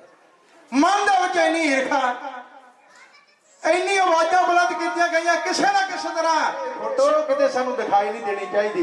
ਮੈਂ ਬੇਨਤੀ ਕਰਾਂ ਕਿ ਸਿੱਖ ਪੰਥ ਦਾ ਜਰਨੈਲ ਹੋਇਆ, ਉਸ ਜਰਨੈਲ ਦਾ ਨਾਮ ਹੈ ਸਰਦਾਰ ਹਰੀ ਸਿੰਘ ਨਲੂਆ, ਜਿਹੜਾ ਨਲੂਆ ਦੇ ਨਾਮ ਦੇ ਉੱਤੋਂ ਅੱਜ ਵੀ ਗੁਰਮੁਖ ਪਿਆਰਿਓ ਕਾਬਲ ਦੀਆਂ ਕੰਧਾਂ ਵੀ ਡਰਦੀਆਂ ਨੇ, ਪਠਾਣੀਆਂ ਉਹਦੇ ਨਾਮ ਤੋਂ ਡਰਦੀਆਂ ਨੇ। ਉਹ ਪਠਾਣੀਆਂ ਆਪਣੇ ਬੱਚਿਆਂ ਨੂੰ, ਜਿਹੜੇ ਬੱਚੇ ਜ਼ਿਆਦਾ ਸ਼ਰਾਰਤ ਕਰਦੇ ਹੋਣ, ਉਹ ਬੱਚੇ ਰੋਣ ਲੱਗੇ ਹੋਣ, ਉਹਨਾਂ ਨੂੰ ਜਦੋਂ ਚੁੱਪ ਕਰਾਉਣਾ ਹੋਵੇ ਨਾ, ਉਹਨਾਂ ਨੂੰ ਜਦੋਂ ਡਰਾਉਣਾ ਹੋਵੇ ਤੇ ਉਦੋਂ ਕੀ ਕਹਿੰਦੀਆਂ ਨੇ? ਉਹ ਕਹਿੰਦੀਆਂ ਬੇਟਾ ਚੁੱਪ ਕਰ ਜਾ, ਨਹੀਂ ਤੇ ਹਰੀਆ ਲਾਗ ਲੈ, ਬੇਟਾ ਚੁੱਪ ਕਰਕੇ ਬਹਿ ਜਾ, ਨਹੀਂ ਤੇ ਹਰੀ ਸਿੰਘ ਨਲੂਆ ਆ ਜਾਵੇਗਾ। ਉਹਦੇ ਨਾਮ ਤੋਂ ਪਠਾਣੀਆਂ ਅੱਜ ਵੀ ਡਰਦੀਆਂ, ਉਹਦੇ ਨਾਮ ਤੋਂ ਡਰਦੀਆਂ। ਹੁਣ ਤੇ ਸੰਤ ਜਰਨੈਲ ਸਿੰਘ ਖਾਲਸਾ ਭਿੰਡਰਾਂ ਵਾਲੇ ਉਹਨਾਂ ਦੀ ਫੋਟੋ ਤੋਂ ਡਰੀ ਜਾਣ ਲੱਗੇ ਨੇ। ਐਸਾ ਡਰ ਕਿਉਂਕਿ ਸੱਚ ਦੇ ਉੱਤੇ ਪਹਿਰਾ ਦੇਣ ਵਾਲਾ ਉਹ ਸੰਤ ਗਿਆਨੀ ਜਰਨੈਲ ਸਿੰਘ ਜੀ ਖਾਲਸਾ ਭਿੰਡਰਾਂ ਵਾਲਾ, ਉਹਦੀ ਤਸਵੀਰ ਤੋਂ ਇਹਨਾਂ ਨੂੰ ਡਰ ਲੱਗਣ ਲੱਗ ਪਿਆ। 1 ਮਿੰਟ ਦੀ ਬੇਨਤੀ ਕਰਕੇ ਕਵਿਤਾ ਆ ਕੇ ਖਿਮਾ ਤੇ ਜੱਜ ਹੋ ਜਾਈਏ। ਤੁਹਾਡੇ ਲਾਗੇ ਹੈ ਚੰਡੀਗੜ੍ਹ, ਇੰਦਰਾ ਗਾਂਧੀ ਗੁਰਮੁਖ ਪਿਆਰਿਓ ਜਦੋਂ ਸਿੰਘਾਂ ਨੇ ਸੋਧੀ ਨਾ, ਇਹਦੀ ਇੱਕ ਸਹੇਲੀ ਰਹਿੰਦੀ ਸੀ ਇਸ ਚੰਡੀਗੜ੍ਹ ਦੇ ਵਿੱਚ। ਬਈ ਸਿੰਘਾਂ ਨੇ ਜੋ ਬੀਬੀ ਗੱਡੀ ਚਾੜ ਦਿੱਤੀ ਤੇ ਦੂਸਰੇ ਪਾਸੇ ਕੀ ਹੋਇਆ, ਥੋੜੇ ਸਮੇਂ ਬਾਅਦ ਉਹਦੀ ਜਿਹੜੀ ਸਹੇਲੀ ਹੈ ਨਾ ਚੰਡੀਗੜ੍ਹ 'ਚ ਰਹਿੰਦੀ ਤੇ ਉਹ ਤੇ ਧੀਏ ਕਿਤੇ ਦੁਹਾਈ ਪਾ ਦਿਆ ਕਰੇ ਮੇਰੇ ਵਿੱਚ ਇੰਦਰਾ ਗਾਂਧੀ ਆ ਗਈ, ਮੈਂ ਇੰਦਰਾ ਗਾਂਧੀ ਬੋਲਦੀ ਆ। ਬੜੇ ਘਰ ਵਾਲੇ ਪਰੇਸ਼ਾਨ ਹੋਏ ਭਈ ਇਹ ਕਿੱਥੇ ਪੰਗਾ ਅਸੀਂ ਘੇੜ ਲਿਆ। ਤੇ ਹੁਣ ਸਮਾਂ ਆਪਣੀ ਚਾਲੇ ਚੱਲਦਾ ਗਿਆ, ਸਮਾਂ ਆਇਆ ਉਹ ਘਰ ਵਾਲੇ ਕਦੇ ਕਿਤੇ ਲੈ ਕੇ ਜਾਣ ਉਸ ਮਾਈ ਨੂੰ, ਕਦੇ ਕਿਤੇ ਲੈ ਕੇ ਜਾਣ। ਤੇ ਗੁਰਮੁਖ ਪਿਆਰਿਓ ਕਈਆਂ ਥਾਵਾਂ ਤੋਂ ਢੂਹੀ ਤੇ ਚਮਚੇ ਵੀ ਵਜਾਏ, ਬੜਾ ਕੁਝ ਕੀਤਾ ਪਰ ਕੋਈ ਅਸਰ ਨਾ ਹੋਇਆ। ਤੇ ਇੱਕ ਦਿਨ ਇੱਕ ਚੜ੍ਹਦੀ ਕਲਾ ਵਾਲਾ ਸਿੰਘ ਉਹਦੇ ਨਾਲ ਪਰਿਵਾਰ ਦਾ ਮੇਲ ਹੋਇਆ। ਉਹ ਆਖਣ ਲੱਗਾ ਕਹਿੰਦਾ ਬਈ ਸਾਡੀ ਤਾਂ ਜ਼ਿੰਦਗੀ ਨਰਕ ਬਣਾ ਦਿੱਤੀ। ਕਹਿੰਦਾ ਉਹ ਸਿੰਘ ਆਖਣ ਲੱਗਾ ਕਹਿੰਦਾ ਭਰਾਵਾ ਕਿਉਂ? ਕਹਿੰਦਾ ਸਿੰਘਾਂ ਨੇ ਇੰਦਰਾ ਗਾਂਧੀ ਸੋਧੀ, ਉਹਦੀ ਰੂਹ ਦੀ ਇੱਕ ਦਿਨ ਸਾਡੀ ਮਾਤਾ ਵਿੱਚ ਆ ਵੜਦੀ ਹੈ। ਤੇ ਮਾਤਾ ਕਹਿੰਦੀ ਮੈਂ ਬੋਲਦੀ ਆ। ਤੇ ਹੁਣ ਉਹ ਬੜੇ ਪਰੇਸ਼ਾਨ ਹੋਏ, ਕਹਿੰਦੇ ਅਸੀਂ ਤੇ ਨਿੱਤ ਹੁਣ ਇਸ ਗੱਲ ਤੋਂ ਤੰਗ ਆਏ ਆ, ਬੜੇ ਇਲਾਜ ਕਰਵਾਏ, ਬੜਾ ਕੁਝ ਕਰਵਾਇਆ ਪਰ ਅਜੇ ਤੱਕ ਕਿਸੇ ਪਾਸੇ ਕੋਈ ਫਾਇਦਾ ਨਹੀਂ ਹੁੰਦਾ। ਉਹ ਚੜ੍ਹਦੀ ਕਲਾ ਵਾਲਾ ਸਿੰਘ ਉਹ ਆਖਣ ਲੱਗਾ ਕਹਿੰਦਾ ਫਿਰ ਇਲਾਜ ਮੈਂ ਦੱਸ ਦੇਣਾ, ਹੈ ਬੜਾ ਸਸਤਾ, ਹੈ ਬੜਾ ਸੌਖਾ, ਤੇ ਜੇ ਤੁਸੀਂ ਕਰ ਲਓ ਤਾਂ ਫੇਰ ਵੇਖਿਓ। ਉਹ ਕਹਿੰਦਾ ਇਲਾਜ ਕੀ ਆ ਦੱਸ ਭਰਾਵਾ, ਅਸੀਂ ਤੇ ਲੱਖਾਂ ਰੁਪਈਆ ਲਾ ਦਿੱਤਾ। ਤੇ ਹੁਣ ਉਹ ਚੜ੍ਹਦੀ ਕਲਾ ਵਾਲਾ ਸਿੰਘ ਕੀ ਆਖਣ ਲੱਗਾ ਕਹਿੰਦਾ ਭਰਾਵਾ ਮੇਰੀ ਇੱਕ ਗੱਲ ਮੰਨ ਲੈ, ਤੂੰ ਕਹਿੰਦਾ ਇੰਦਰਾ ਗਾਂਧੀ ਨਿਤ ਸਾਡੇ ਘਰ ਆ ਕੇ ਗੇੜੇ ਮਾਰਦੀ ਆ, ਪੂਰੇ ਚੰਡੀਗੜ੍ਹ ਵਿੱਚ ਨਹੀਂ ਬੜੇਗੀ। ਇੱਕ ਕੰਮ ਕਰ ਲਈ, ਸੰਤ ਗਿਆਨੀ ਜਰਨੈਲ ਸਿੰਘ ਭਿੰਡਰਾਂ ਵਾਲੇ ਨਾ ਉਹਨਾਂ ਦੀ ਲਿਆ ਕੇ ਫੋਟੋ ਆਪਣੇ ਬਰਾਂਡੇ ਵਿੱਚ ਟੰਗਦੀ, ਵੇਖੀ ਮੁੜ ਕੇ ਇੰਦਰਾ ਗਾਂਧੀ ਤੁਹਾਡੇ ਮਹੱਲੇ 'ਚ ਨਹੀਂ ਬੜੇਗੀ।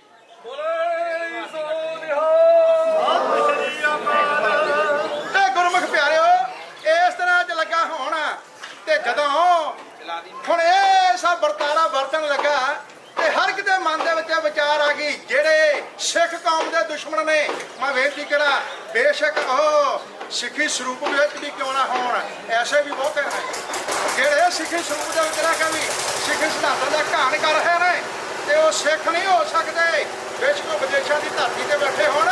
ਤੇ ਜਿਨ੍ਹਾਂ ਨੇ ਗੁਰਮੁਖ ਪਿਆਰਿਓ ਅੱਜ ਤੱਕ ਅਹਿਮਦ ਸ਼ਾਹ ਅਬਦਾਲੀ ਵਰਗੇ ਇੰਨਾ ਸਾਡਾ ਨੁਕਸਾਨ ਨਹੀਂ ਕਰਕੇ ਗਏ ਹੋਣਗੇ ਜਿੰਨਾ ਨੁਕਸਾਨ ਹੁਣ ਸਾਡੀ ਬੁੱਕਲ ਦੇ ਸੱਪ ਕਰ ਰਹੇ ਨੇ ਸਿੱਖੀ ਸਰੂਪ ਦੇ ਵਿੱਚ ਲੈ ਕਰਕੇ ਵਿਦੇਸ਼ਾਂ ਦੀ ਧਰਤੀ ਤੇ ਬੈਠ ਕੇ। ਤੇ ਗੁਰਮੁਖ ਪਿਆਰਿਓ ਆਪੋ ਆਪਣੇ ਰੇਡੀਓ ਦੇ ਉੱਤੇ ਟੈਲੀਕਾਸਟ ਕਰਕੇ ਸਿੱਖੀ ਸਿਧਾਂਤਾਂ ਦਾ ਘਾਣ ਕਰਨ ਦਾ ਯਤਨ ਕਰਨ ਲੱਗੇ ਨੇ। ਜੇ ਹੁੰਦਾ ਮਰਦੇ ਮੁਜਾਹਿਦ ਆਜੇ ਬੀਵੀ ਸਜਦਾ ਕਰਦਾ ਸੰਤ ਗਿਆਨੀ ਜਰਨੈਲ ਸਿੰਘ ਜੀ ਖਾਲਸਾ ਭਿੰਡਰਾਂ ਵਾਲਾ ਤੇ ਕਿਸੇ ਦੀ ਕੀ ਜ਼ੁਰਮ ਸੀ, ਉਦੋਂ ਤਾਂ ਸਾਰੇ ਇਹ ਧੌਣਾ ਝੁਕਾ ਕੇ ਬੈਠੇ ਸਨ। ਅੱਜ ਗੁਰਮੁਖ ਪਿਆਰੇ ਸਮਾਂ ਆਇਆ, ਅੱਜ ਦੁਸ਼ਮਣ ਨੂੰ ਤੇ ਡਰ ਲੱਗਦਾ ਸੰਤਾਂ ਦੀ ਫੋਟੋ ਤੋਂ 100 ਵਾਰੀ ਡਰੀ ਜਾਣ। ਤੇ ਜਿਹੜਾ ਸਿੱਖਾਂ ਦੇ ਹਿਰਦੇ ਦੇ ਵਿੱਚ ਭਿੰਡਰਾਂ ਵਾਲਾ ਵਸਦਾ ਉਹਨੂੰ ਕੋਈ ਦਿਲਾਂ ਚੋਂ ਕੱਢ ਨਹੀਂ ਸਕਦਾ। 20ਵੀਂ ਸਦੀ ਦਾ ਜਰਨੈਲ ਸਿੱਖ ਕੌਮ ਦੇ ਨੌਜਵਾਨਾਂ ਦੇ ਹੁਣ ਹਿਰਦਿਆਂ ਦੇ ਵਿੱਚ ਵਸਦਾ ਹੈ। ਤੇ ਵਿਛੋੜਾ ਧਰਤੀ ਪਾਣੀ ਦਾ ਕਦੇ ਪੈ ਨਹੀਂ ਸਕਦਾ, ਆਣ ਚੰਦਰਮਾ ਕਿਸੇ ਜਵਾਰੇ ਬਹਿ ਨਹੀਂ ਸਕਦਾ, ਉੱਚਾ ਪਰਬਤ ਫੂਕਾਂ ਦੇ ਵਾਲੇ ਢਹਿ ਨਹੀਂ ਸਕਦਾ, ਉਹ ਧਰਮ ਕਮਾਉਣੋਂ ਭਿੰਡਰਾਂ ਵਾਲਾ ਰਹਿ ਨਹੀਂ ਸਕਦਾ। ਸਿੱਖਾਂ ਦੇ ਦਿਲਾਂ ਵਿੱਚ ਭਿੰਡਰਾਂ ਵਾਲੇ ਦੀ ਥਾਂ ਕੋਈ ਲੈ ਨਹੀਂ ਸਕਦਾ। ਸਤ ਜਰਨੈਲ ਸਿੰਘ ਜੀ ਭਿੰਡਰਾਂ ਵਾਲਾ ਬੇ ਜਿਹਨੇ ਧਰਮ ਪੁਗਾਇਆ ਏ, ਜ਼ੁਲਮ ਤੇ ਜ਼ਲਮ ਨਾਲ ਜਿਸਨੇ ਮੱਥਾ ਲਾਇਆ ਏ, ਪਾਪੀਆਂ ਤਾਈਂ ਸ਼ੇਰ ਨੇ ਡਾਢਾ ਸਬਕ ਸਿਖਾਇਆ ਏ, ਭਰੋਲੀ ਵਾਲਿਆ ਸਿੱਖਾਂ ਹੁਣ ਦਿਲਾਂ ਵਿੱਚ ਵਸਾਇਆ ਏ। ਬਈ ਅੱਜ ਬੈਰੀ ਨੂੰ ਡਰ ਆਉਂਦਾ ਸਾਡੇ ਦਿਲਾਂ ਦੇ ਵਿੱਚੋਂ ਕਿਵੇਂ ਕੱਢ ਸਕਦਾ ਹੈ। ਕਵਿਤਾ ਸਰਵਣ ਕਰਿਓ ਡਰੀ ਜਾਵੇ ਮੇਰੀ ਤਸਵੀਰ ਕੋਲੋਂ ਬਈ ਭਿੰਡਰਾਂ ਵਾਲਾ ਤਾਂ ਦਿਲਾਂ ਵਿੱਚ ਵਸਦਾ।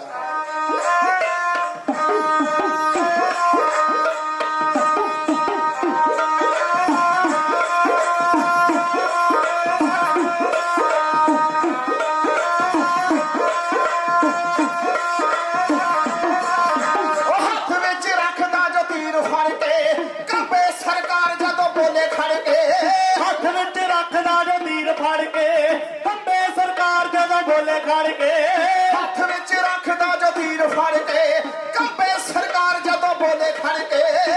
ਵਿੱਚ ਰੱਖਦਾ ਜੋ ਤੀਰ ਫੜ ਕੇ ਕੰਬੇ ਸਰਕਾਰ ਜਦੋਂ ਬੋਲੇ ਖੜ ਕੇ। ਵੈਰੀ ਅੱਗੇ ਝੁਕਣਾ ਨਾ ਕਦੇ ਦੱਸਿਆ, ਵੈਰੀ ਅੱਗੇ ਝੁਕਣਾ ਨਾ ਕਦੇ ਦੱਸਿਆ, ਆਣ ਖਾਦੀ ਜ਼ਿੰਦਗੀ ਦਾ ਠੰਗ ਦੱਸਦਾ। ਡਰੀ ਜਾਵੇ ਵੈਰੀ ਤਸਵੀਰ ਕੋਲੋਂ ਬਈ ਭਿੰਡਰਾਂ ਵਾਲਾ ਤਾਂ ਦਿਲਾਂ ਵਿੱਚ ਵਸਦਾ। ਡਰੀ ਜਾਵੇ ਵੈਰੀ ਤਸਵੀਰ ਕੋਲੋਂ ਬਈ ਭਿੰਡਰਾਂ ਵਾਲਾ ਤਾਂ ਦਿਲਾਂ ਵਿੱਚ ਵਸਦਾ। ਹੋ ਭਿੰਡਰਾਂ ਵਾਲਾ ਤਾਂ ਦਿਲਾਂ ਵਿੱਚ ਵਸਦਾ।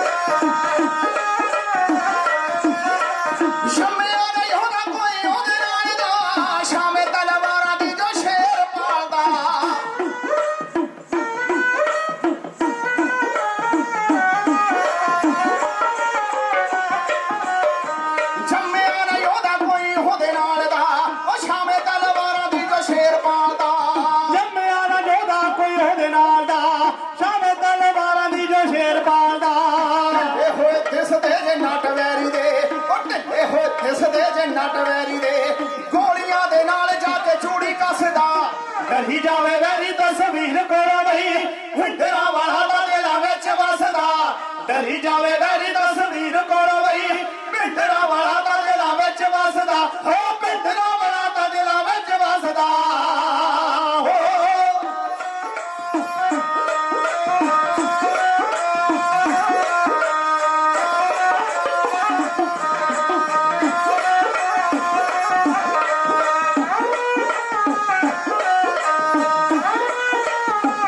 ਪਹਿਲਾਂ ਪਹਿਲਾਂ ਜਿਹੜੇ ਸੀ ਕਲੋਲ ਕਰਦੇ ਅੱਜ ਉਹਦੀ ਫੋਟੋ ਕੋਲ ਉਹ ਵੀ ਡਰਦੇ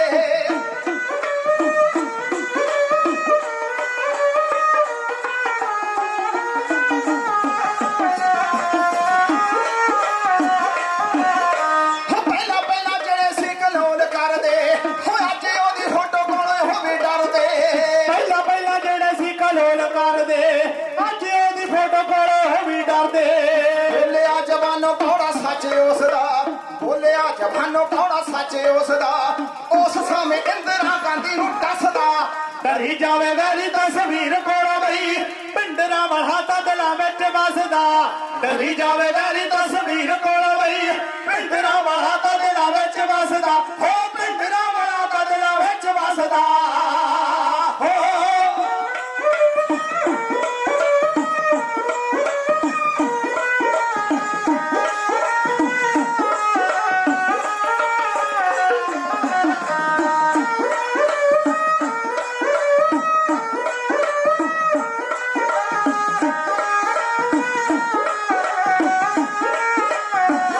ਹੱਕ ਅਤੇ ਸੱਚ ਦੀ ਆਵਾਜ਼ ਚੁੱਕਦਾ ਉੱਪਰ ਸ਼ੇਰਾਂ ਦੀ ਤਰ੍ਹਾਂ ਰਿਹਾ ਪੁੱਕਦਾ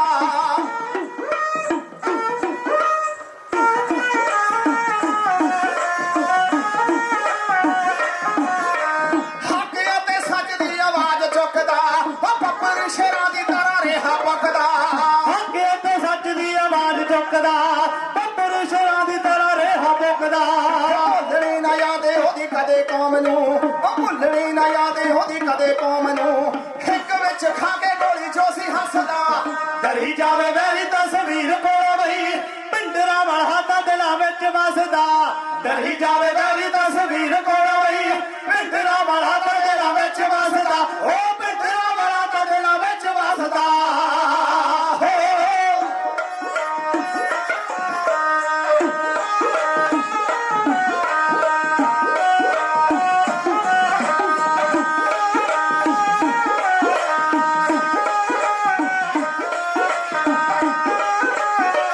ਦਿਲਾਂ ਵਿੱਚ ਵਸੇ ਸਾਡੇ ਜਿਆ ਦੂਰ ਨਾ ਅੱਜ ਵੀ ਸਿੰਗਾਰੂ ਕਰਮ ਮਜਬੂਰ ਨਾ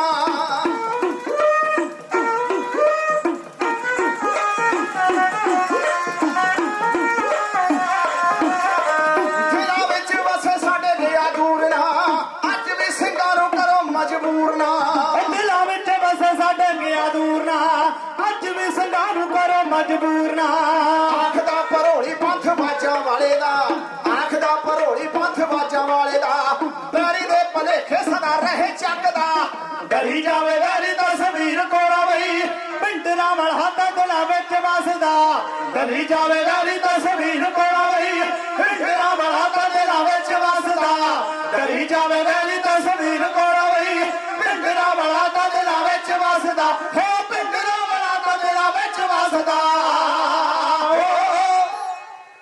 ਇਸ ਤਰ੍ਹਾਂ ਉਸ ਮਰਦ ਮੁਜਾਹਦ 20ਵੀਂ ਸਦੀ ਦੇ ਮਹਾਨ ਜਰਨੈਲ ਸੰਤ ਗਿਆਨੀ ਜਰਨੈਲ ਸਿੰਘ ਜੀ ਖਾਲਸਾ ਭਿੰਡਰਾਂ ਵਾਲਾ ਉਹਨਾਂ ਦੇ ਸੱਚ ਦਾ ਅੱਜ ਵੀ ਬੋਲਬਾਲਾ ਹੈ।